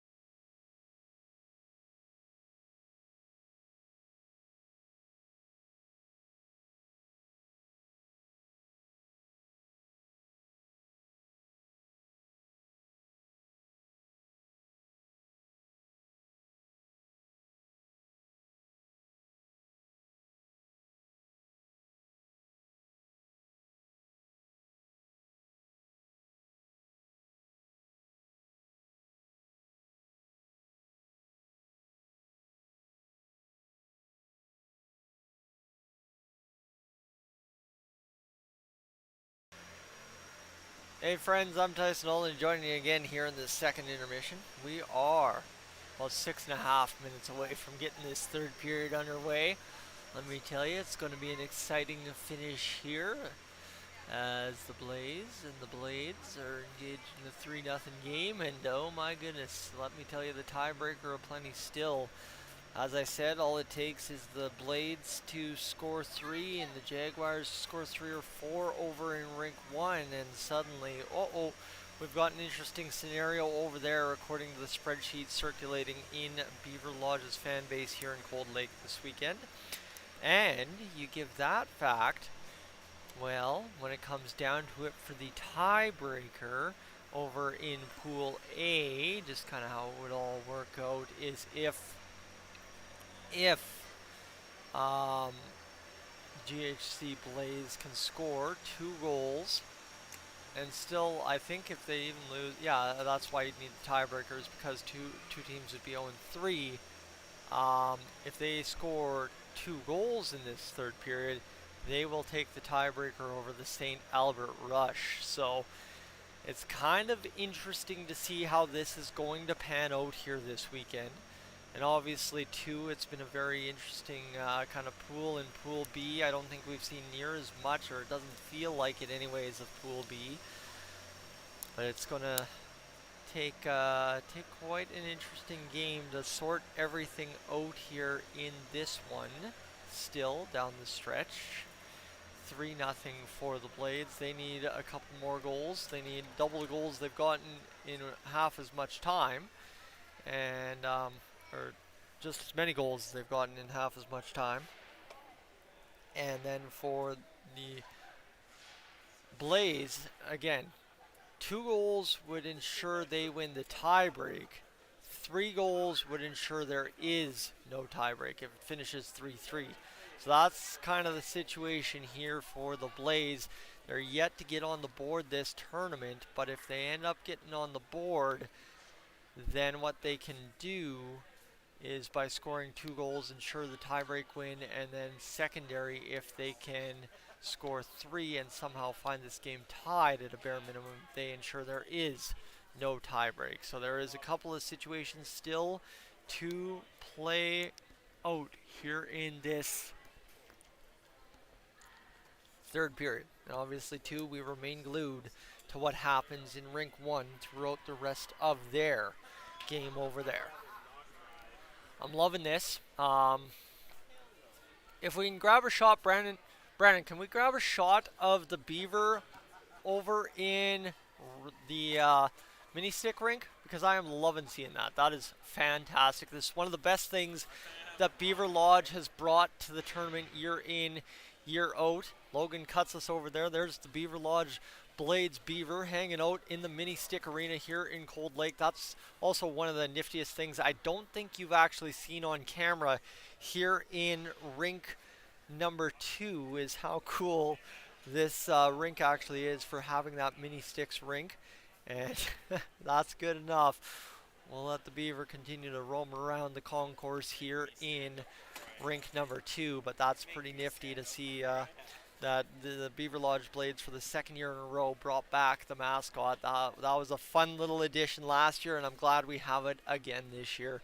Yeah, just as we're going through here this intermission, we got about 2:49 until we get underway.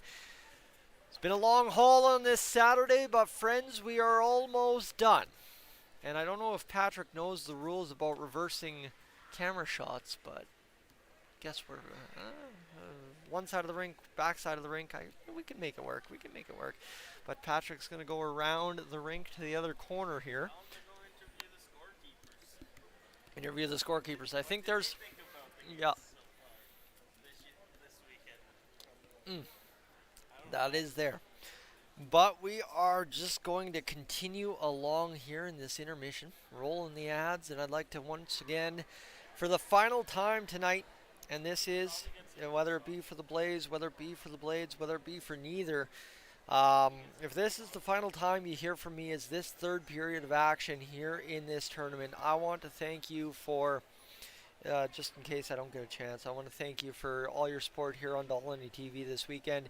It means the absolute world to me to see everybody show up and come through the streams this weekend and support the other side of Dolynny TV. I'm often known for my Edmonton Oilers videos here on YouTube and what I think of the Oilers day to day, but I really appreciate you coming through, checking out some U18 Female B Hockey Alberta Provincial Championships here live on Dolynny TV.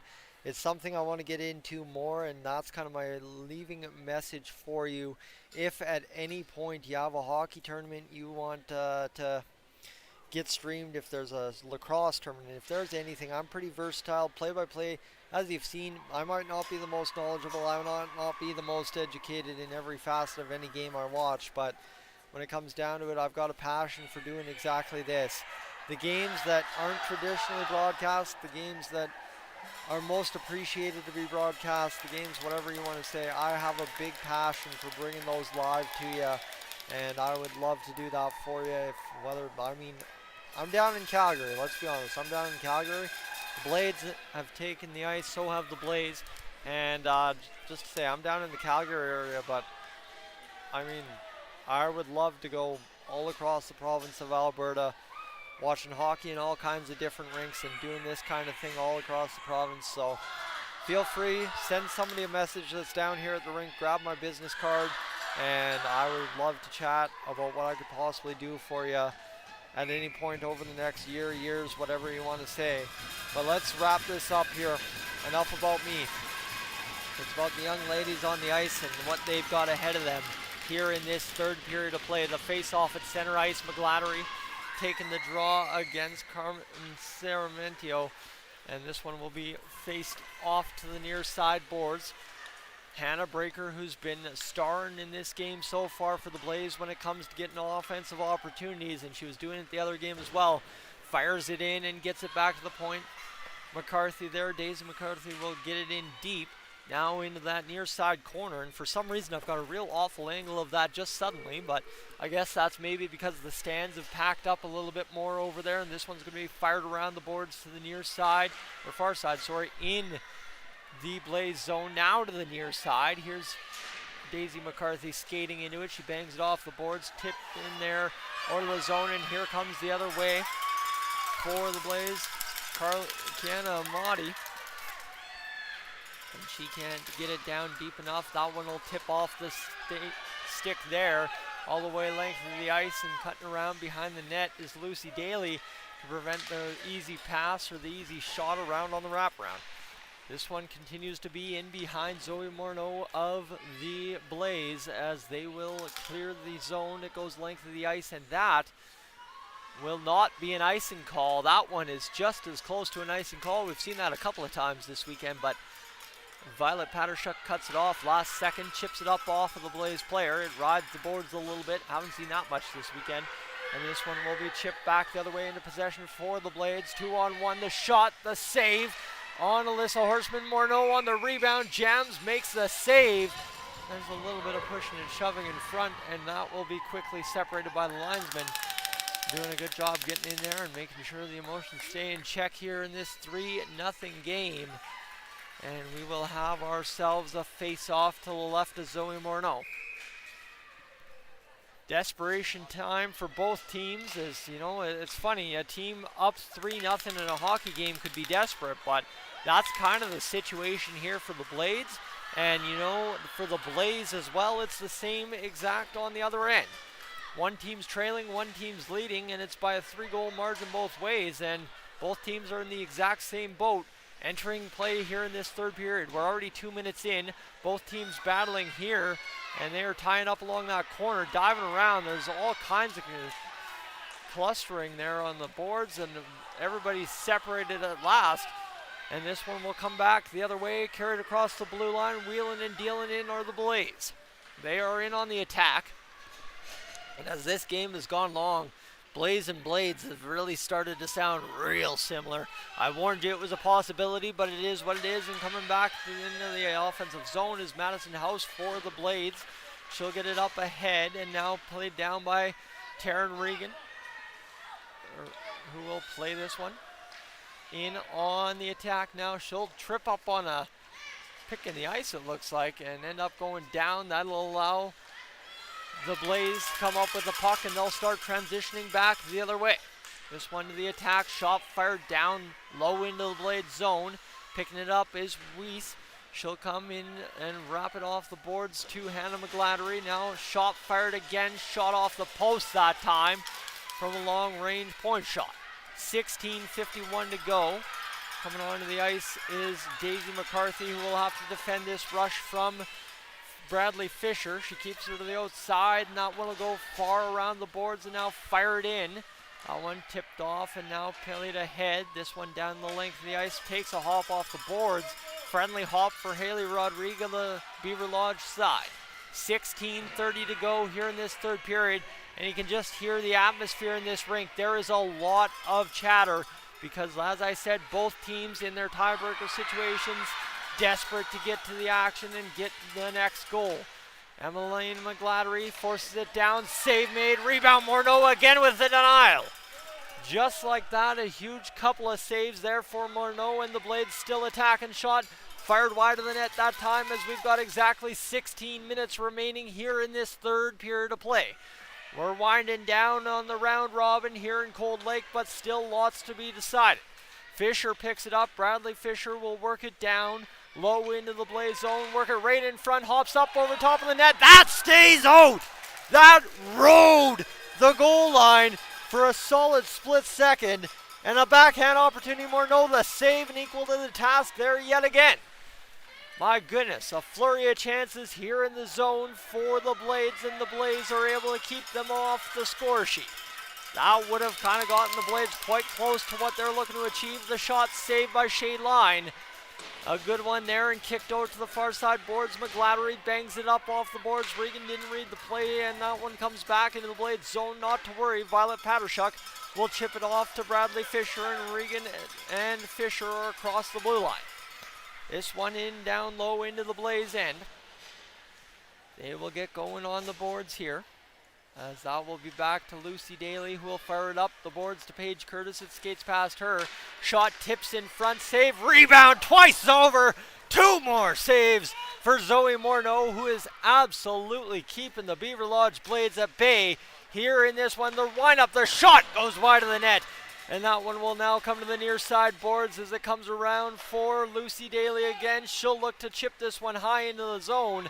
And that will be an effective clear, as Weiss just could not handle the puck.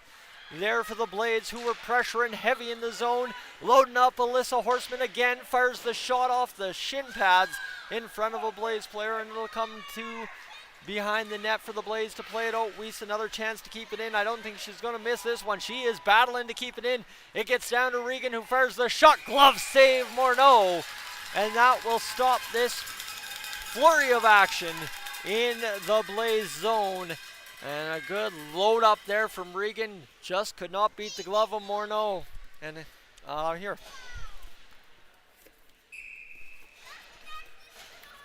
And hold on. Two youngsters here. Give me out stickers. There you go. You're live right now. Are you guys from Calgary or Beaverlodge? Bonneville, okay. There we go. Shout out Bonneville here on the broadcast. Okay, cheering for Beaverlodge. Number 2 in white. Let me see. That would be Finley Weiss. All right. Shot save. We got the youngsters cheering on the crowd here. I'm loving it. And a save for Zoe Morneau here in this third period. As I'm just going to, I think I was watching replay. No, I'm watching the secondary monitor. And I'm way behind on the secondary monitor, to be honest with you. But we're going to have a face-off to the left of Zoe Morneau here. We've just crossed 300 views on the live stream. Hey, buddy. Oh, it's all good. And we're going to have... Hold on. We're going to have a stoppage in play here. What did I miss there? That's a shot there. We're going to have the face-off now. Just kind of showing off the cool tech here in Cold Lake as this one comes to Weiss again. She'll fire the shot down low. It goes off the end boards, and that one will be picked up by the Blaze as they try to work it out of the zone. This one up high. Paige Curtis gets it out, And Ellie Friesen just about able to keep it in. She's going to battle here, and Paige Curtis comes away with it. Coming back the other way, Weiss will again try to do her best with the puck. Can't get it through the neutral zone, and now still in possession are the Blades. A turnover high at the blue line doesn't cause anything, and now back the other way go the Blades. 12:50 to go here in this third period of play. And we are rocking and rolling here on our way to the conclusion. Up the middle, Jada Horseman across the blue line. She'll dance a couple of times over the same defender in Daisy McCarthy. The shot directed to Zoe Morneau. That was an awkward stick chop, but it worked nonetheless as she gets it in behind the net and it's played out in front. Here's Haley Rodriguez firing shot blocked in front. A massive block for the Blaze. Another opportunity, and it's clapped on wide of the net. Couple of good chances here, and we just had some youngsters from the Beaverlodge crew come in and grab some Dolynny TV sticker. Shot, rebound, Morneau still scraggling around the net, and that'll be a chop from Morneau to clear out the crease. And let's get the replay here. Let's look at this one right here. No, that was off the post, off the skate, and then save made by Morneau. Oh my goodness, that was side of the net I couldn't see. And our man in blue down in the corner, you can see him on your screen right now, Patrick Phillips catching that one, the Oilers fanatic. Not just a voice for the Oilers, quite the heck a good cameraman too. 12:00 on the clock. We've got 12 minutes left. 1/5 of the hockey game remaining to be played here in this third period. And now a little bit of chippiness in front of the net. We've kind of had that developing over the past period and a half.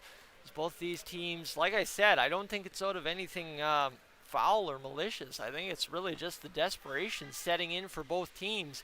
A team is up 3-0 in this hockey game, and that is still not good enough for them based on how the tiebreaker works out in Pool B. So they're pushing just as hard as the GHC Blaze are pushing.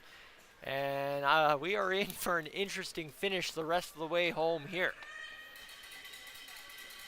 As both teams, emotions running high, heart rate I can imagine is just through the roof at this point. Both teams playing for their lives right now. 11:49 to go here, and obviously too, right, you got to remember some of these players are aging out of minor hockey this year, so that's the real tough part.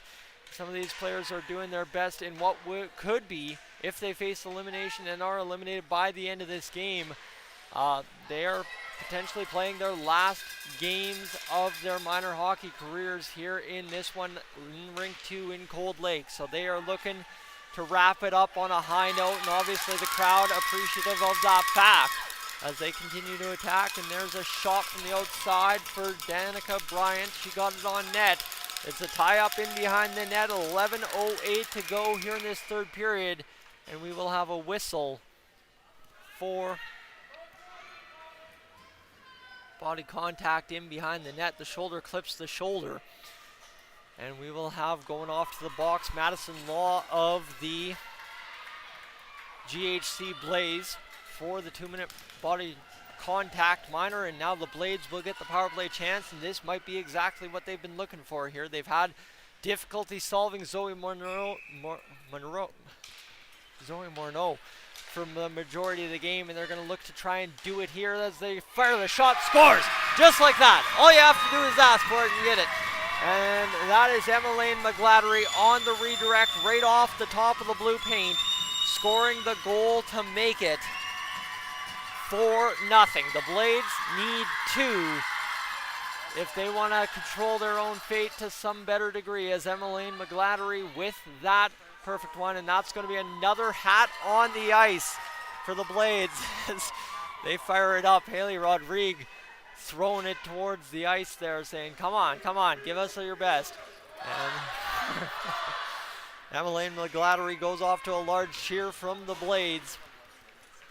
Faithful in here in the stands in Cold Lake. 10:55 to go. And I guess when you got some family just down the road in Bonnyville, it doesn't hurt to pack the stands a little bit as well. This one played in behind the net now for the Blades. And here's the thing, right? The Blaze don't have to win this game. That's the thing. They don't have to win. They don't even have to be really down by a goal in this one to make it count. They just have to get 2 goals down the stretch, and I believe they would still work the tiebreaker math atop the St. Albert Rush. That an icing call, though, and they will have to reset in their own zone for the time being. 10:25 to go here in this third period of play. And this has been absolutely fantastic so far.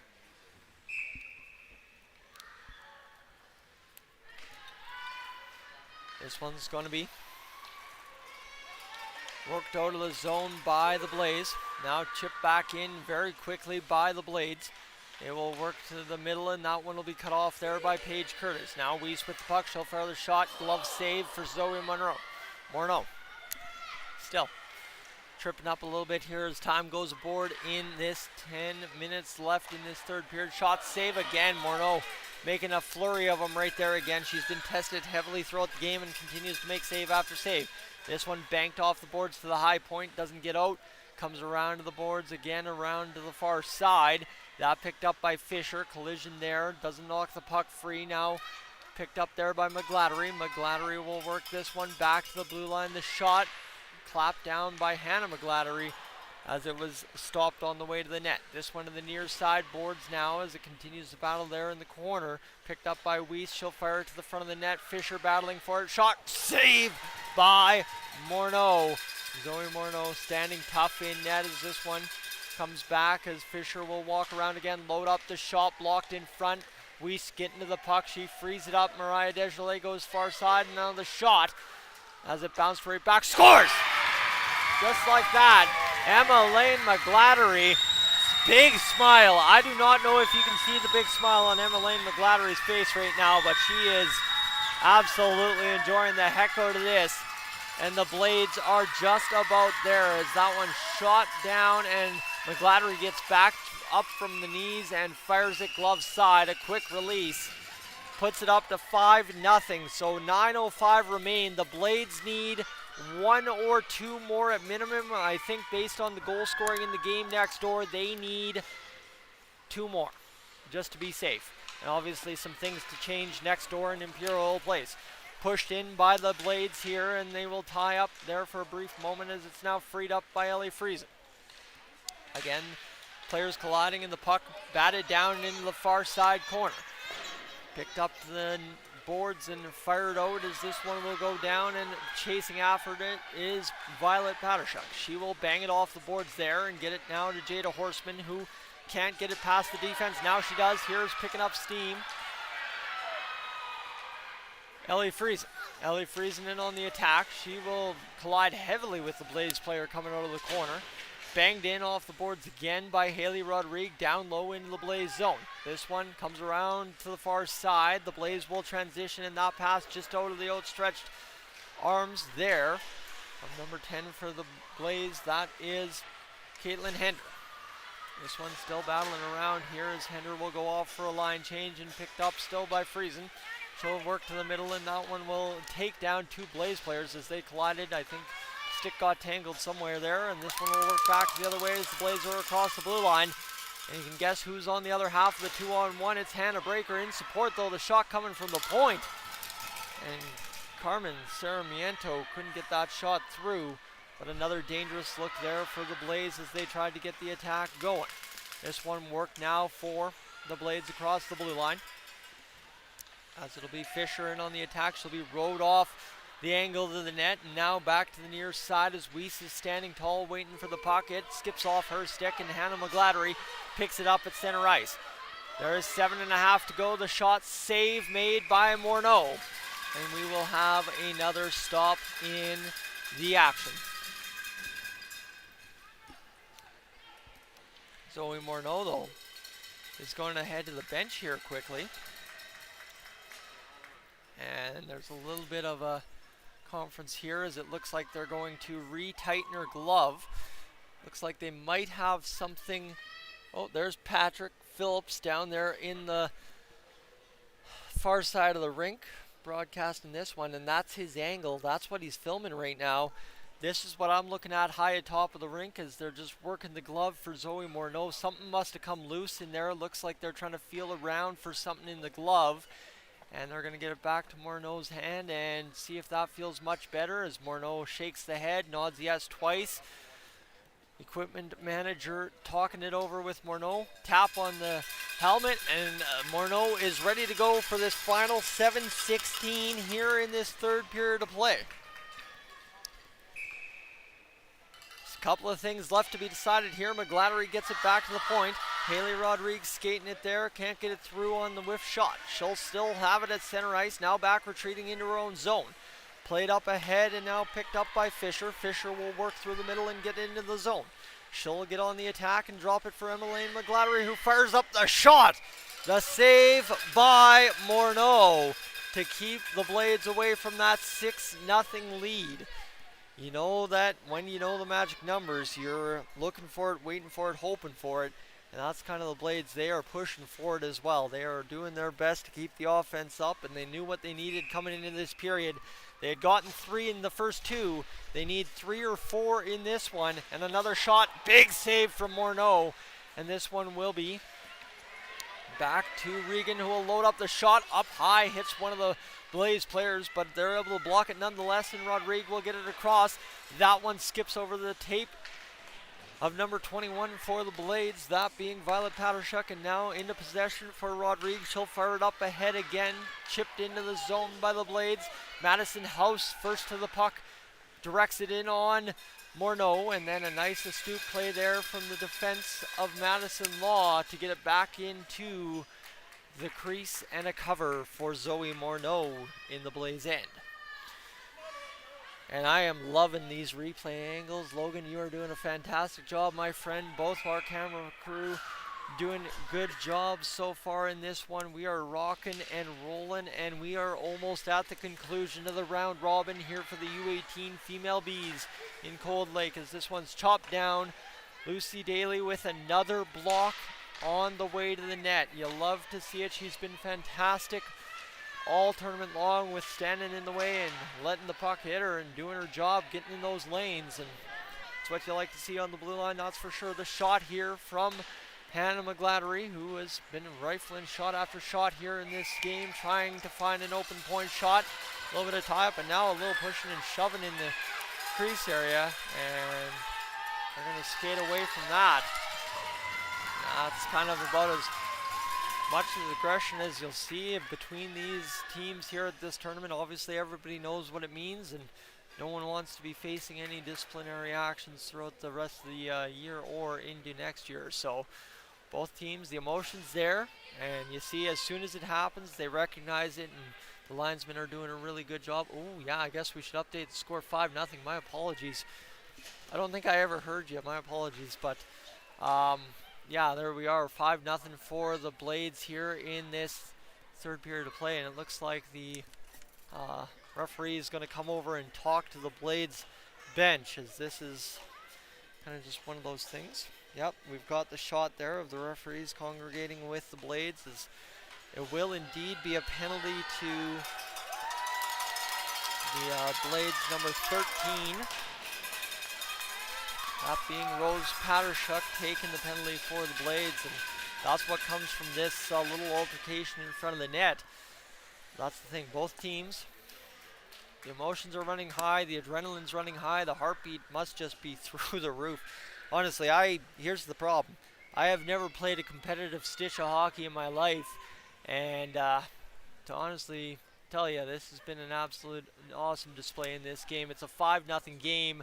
Usually doesn't bode well for the last game of the round robin. Normally you want an intrigue, tie, whatever, but this game, a few combinations where it gets really interesting. Paige Curtis goes to the box as well, so we'll skate 4-on-4. And yeah, no, the adrenaline, the excitement, everything going on here, that's the really interesting part of this hockey game, is it didn't really matter the score as long as both teams get what they want. And it's not a 4-3 win, it's not a 2-1 win. Maybe for the Blades it was at one point, but you know where I'm going. The Blades looking for a 6-goal 7-goal shutout to do their part to try and make the magic numbers happen, especially in combination with Rink 1, depending what the score is over there. Next whistle, I'll try and tune into the stream and get a score for you. We'll have the other crew coming over, I'm sure, right away if I have already missed the final, but this is a face-off win for the Blades as both teams actually take offsetting minors, so it's not even 4-on-4 by the looks of it. It is 5-on-5. 5:40 to go here in this third period of play. The Blaze are going to carry it out. They need 2 goals if they want to stay alive in the tie-break scenario. Of course, like I said, I did the rough math. I think they come out ahead, but again, I haven't done math since grade 12, and that's almost 10 years ago. This one worked around by the Blaze and up to the supporting wing. This will be flipped out of the zone, and now chasing after it is Finley Weiss, who will skate into it in her own zone. We're up to 71 folks tuning in live. My pleasure to have you aboard here on Dolynny TV. We are in for a conclusion. Like I said, it's 5-0 right now, but the score is not so indicative of what both teams need for the tie-break scenario. Shot save made, scramble in front of the crease, and this will be held on by Zoe Morneau, who will just hold position and stay there for the time being. And we're coming down the wire here. The Blades pressing for that final goal. They need 6 without giving up one. 7, I think, is preferable for their situation. And of course, the Blaze need 2 goals here to make their situation a little bit more friendly. And obviously, I think they're facing elimination if not. But again, I don't want to be the guy to make sure of that. We'll try and get the Hockey Alberta chair, or Hockey Alberta rep, sorry, who is in for the tournament on the broadcast. As we've got the other crew over here, so I'm going to ask the final score and I'll get right back to you.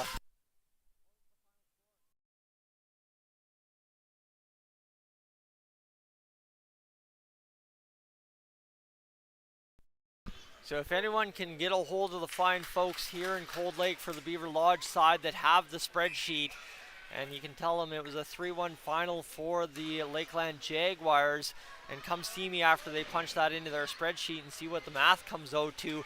I'd be really interested because we needed a big game over there. I think it was a matter of getting a lot of goals scored, and that's a low-scoring hockey game. As the Blaze direct this to the front of the net, they can't get it going. But if anyone could send those fine folks over my way here in the broadcast location, trust me, they know I've already seen them once or twice today. But if you could send a text message over to them and tell them to come see me, that'd be greatly appreciated, as I want to know for sure what we're looking at here as we try to decide the last 3 minutes and 58 seconds of this hockey game. Coming down in behind the net as the Blaze trying to get out of their own zone, skating into it, picking it up there, and getting it out into the neutral. This one worked through the near side boards in the Blade zone, bounces off and picked up there by Weiss. Finley Weiss will work it out and get it to the far side. Waiting for it is Alyssa Horseman, sorry. Alyssa Horseman fires the shot off the blocker of Zoe Morneau. Shot goes down along behind the net and now to the far side corner. Bounced off the boards there, and they continue to try and work it. Blaze and Blades doing battle. Cutting through the middle though. Nice work there. I believe that was number 12 of the Blaze, Kaylin Wilkins, but it's down the ice and an icing call.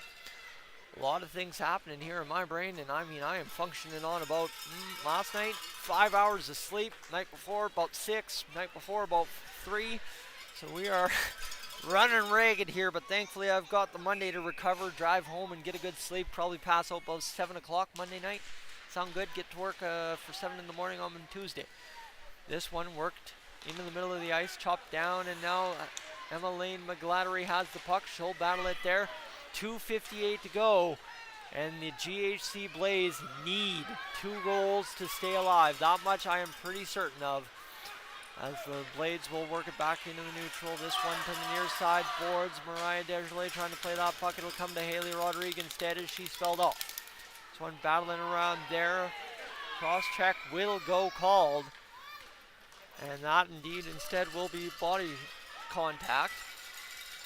As we'll have that one right there as this one goes around, and that's right there. Yep, that is textbook body contact in this tournament, and it looks like both teams are going to talk this over with the officials as this one's getting pretty chippy here at the end, but obviously, like I said, I don't think it's the hatred of one another or any unsportsmanlike stuff. It is just how much this game means. Even going down in a 5-0 game, 2:37 to go, obviously. Make of it what you will from your angle. I know what I got to say to be careful with what I'm saying on the mic, so we will stand pat with that. But so far, so good for both teams. Obviously, everything is fine and dandy here with 2 minutes to go in the penalty to the Blaze, so they will have to find some life shorthanded here. That one tips up on Zoe Morneau, well, yeah, Morneau, I had that right. Why are you hesitating, Tyson? It's been a long day here in Cold Lake. Carter Simpson had the pleasure of calling the Jags 3-1 victory over top of the Battle River Knights. His first game of the tournament, so in light duty so far through the round robin. He'll have the call of the semifinal, if I'm not mistaken, tomorrow. Semifinal, you got the call? Yep, there we go. And then we'll be all meeting at 3 o'clock for the gold medal game over in rink number 1. 2:19 to go here in this third period of play. The Blades still pressing for that 6th goal, and again, I don't know if that factors anything, but I'm sure the message on the bench is get 6, get 6, get 6. And whether it matters at the end of the day or not, it's now more than likely a point of pride for this Beaverlodge Blades team. They were directed in front of the net, cut off at the blue line by Hannah McGladdery on the keep in, and now Weiss will fire the shot, goes short side wide, and McGladdery again claps it from nowhere and gets it on down into Morneau's pads, and a save made with a stoppage in play. 5-0 the score for the Blades, with a $1:49 to go here in this third period. This is what you don't usually get at very many other levels of high-end hockey, is when players go off to the bench and they see someone in the crowd, they recognize the waves, the smiles, the almost pause for a picture even sometimes. This tournament, I have loved the feel and the dynamic of it the past 2 years, and you know what, last year was dang special, and this year's just lined up to be just as special, as this one's played back high to the point. Haley Rodrigue able to skate around the zone a little bit here in behind the net, driving to the backhand. And like I said, whether it matters or not, for the Blades, that 6th goal in this game is a point of pride at this point.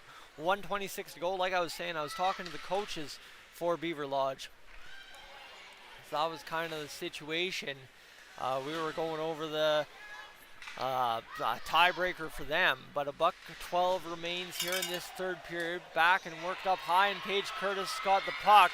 She's going to skate this one here. Could never really get the feet going, and now a tripping. Nope, that's the linesman's arm going up. Not a tripping call. Saw the arm go up immediately, but it was because the player was offside, and then a fan to pass out of the zone, or a clearing attempt with the 14 seconds to go on the penalty kill for the Blaze. And we've got 45 seconds remaining in this third period of play. The shot fired up over top of Zoe Morneau, and the Blades still looking to try and get that next goal, but they will be content to obviously skate to victory no matter what at this point. Finley Weiss passes over to D partner Hannah McGladdery. She'll fire it in, and this one's going to hop onto the stick of Jada Horseman. She'll fire it just wide of the net. Morneau's going to freeze it on the edge of the post with 19 seconds to go in the third period of play. 5-0 the score for the Beaverlodge Blades. A face-off and that point of pride, the 6th goal of the game on the line here on this face-off for the Beaverlodge squad. Skating into action last second is Haley Rodrigue off the bench. Now directed down, Morneau will freeze it again with exactly 13 to play in this third period. So we get one more chance at that face-off. And oh my, are you multi-recording replays? Like, are you recording 2 angles on the same replay? I can swap between them, but I can only record whatever is put Oh my goodness. Okay, that last one was gorgeous, by the way. Logan doing some fantastic work here. I'm only catching what I can catch. Got to keep my eyes on the action, but Logan is doing some absolute great work. And friends, that will end it here. The Beaverlodge Blades will go and win this game 5-0, and then we're gonna have a little bit of situation here, and linesmen are going to separate the players pretty quickly. And that will be the Beaverlodge Blades winning this one 5-0. Captain Haley Rodriguez talking it over with the officials at center ice. GHC Blaze back to their own net. And that will do it here from Rink 2 for the round robin. A 5-0 victory for the Beaverlodge Blades in this third period. As the Blaze go through the tournament. Scoreless, unfortunately, but Zoe Morneau, an absolute amazing effort in this one for them. And again, throughout the entire tournament, we'll see. They skate to center ice.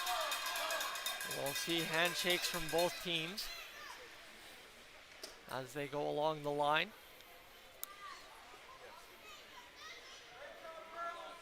This one's going to go to the blue lines, as everybody seems to have cooled down from the end of that hockey game. Like I said, the emotions running high because of obviously what this game could have potentially meant to both teams. Beaverlodge, if the magic number was 6, it doesn't end up mattering because they only get 5. And for the GHC Inferno, they needed a tie or 2 goals to get this job done to get into the semifinals, as far as my math added up. Again, we'll get the official diagnosis in the morning. I don't know if the Hockey Alberta reps will get it going, but there's Patrick out on the ice, and oh my goodness, that man is on a mission tonight.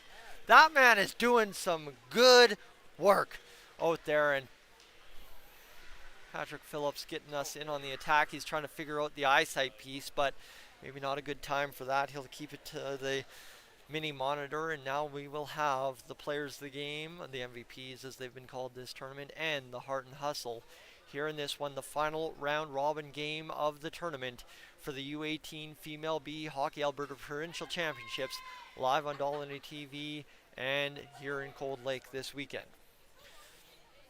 We're just waiting for this to get underway. The referee's getting everything going here.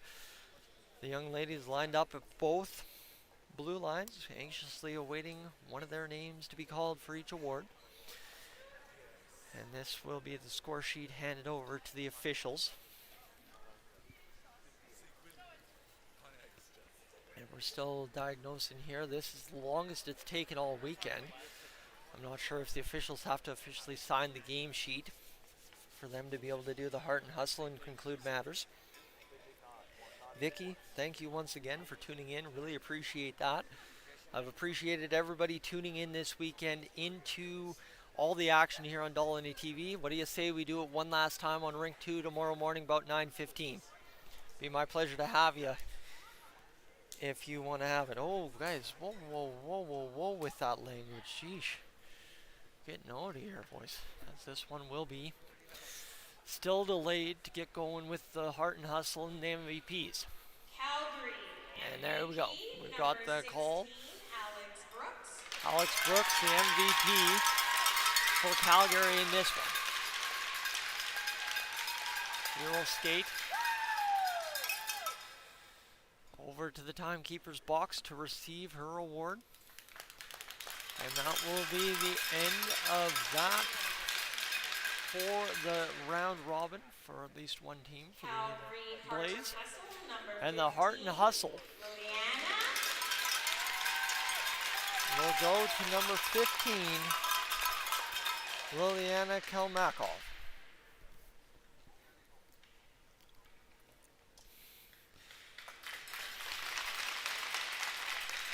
And now, for the Beaverlodge Blades.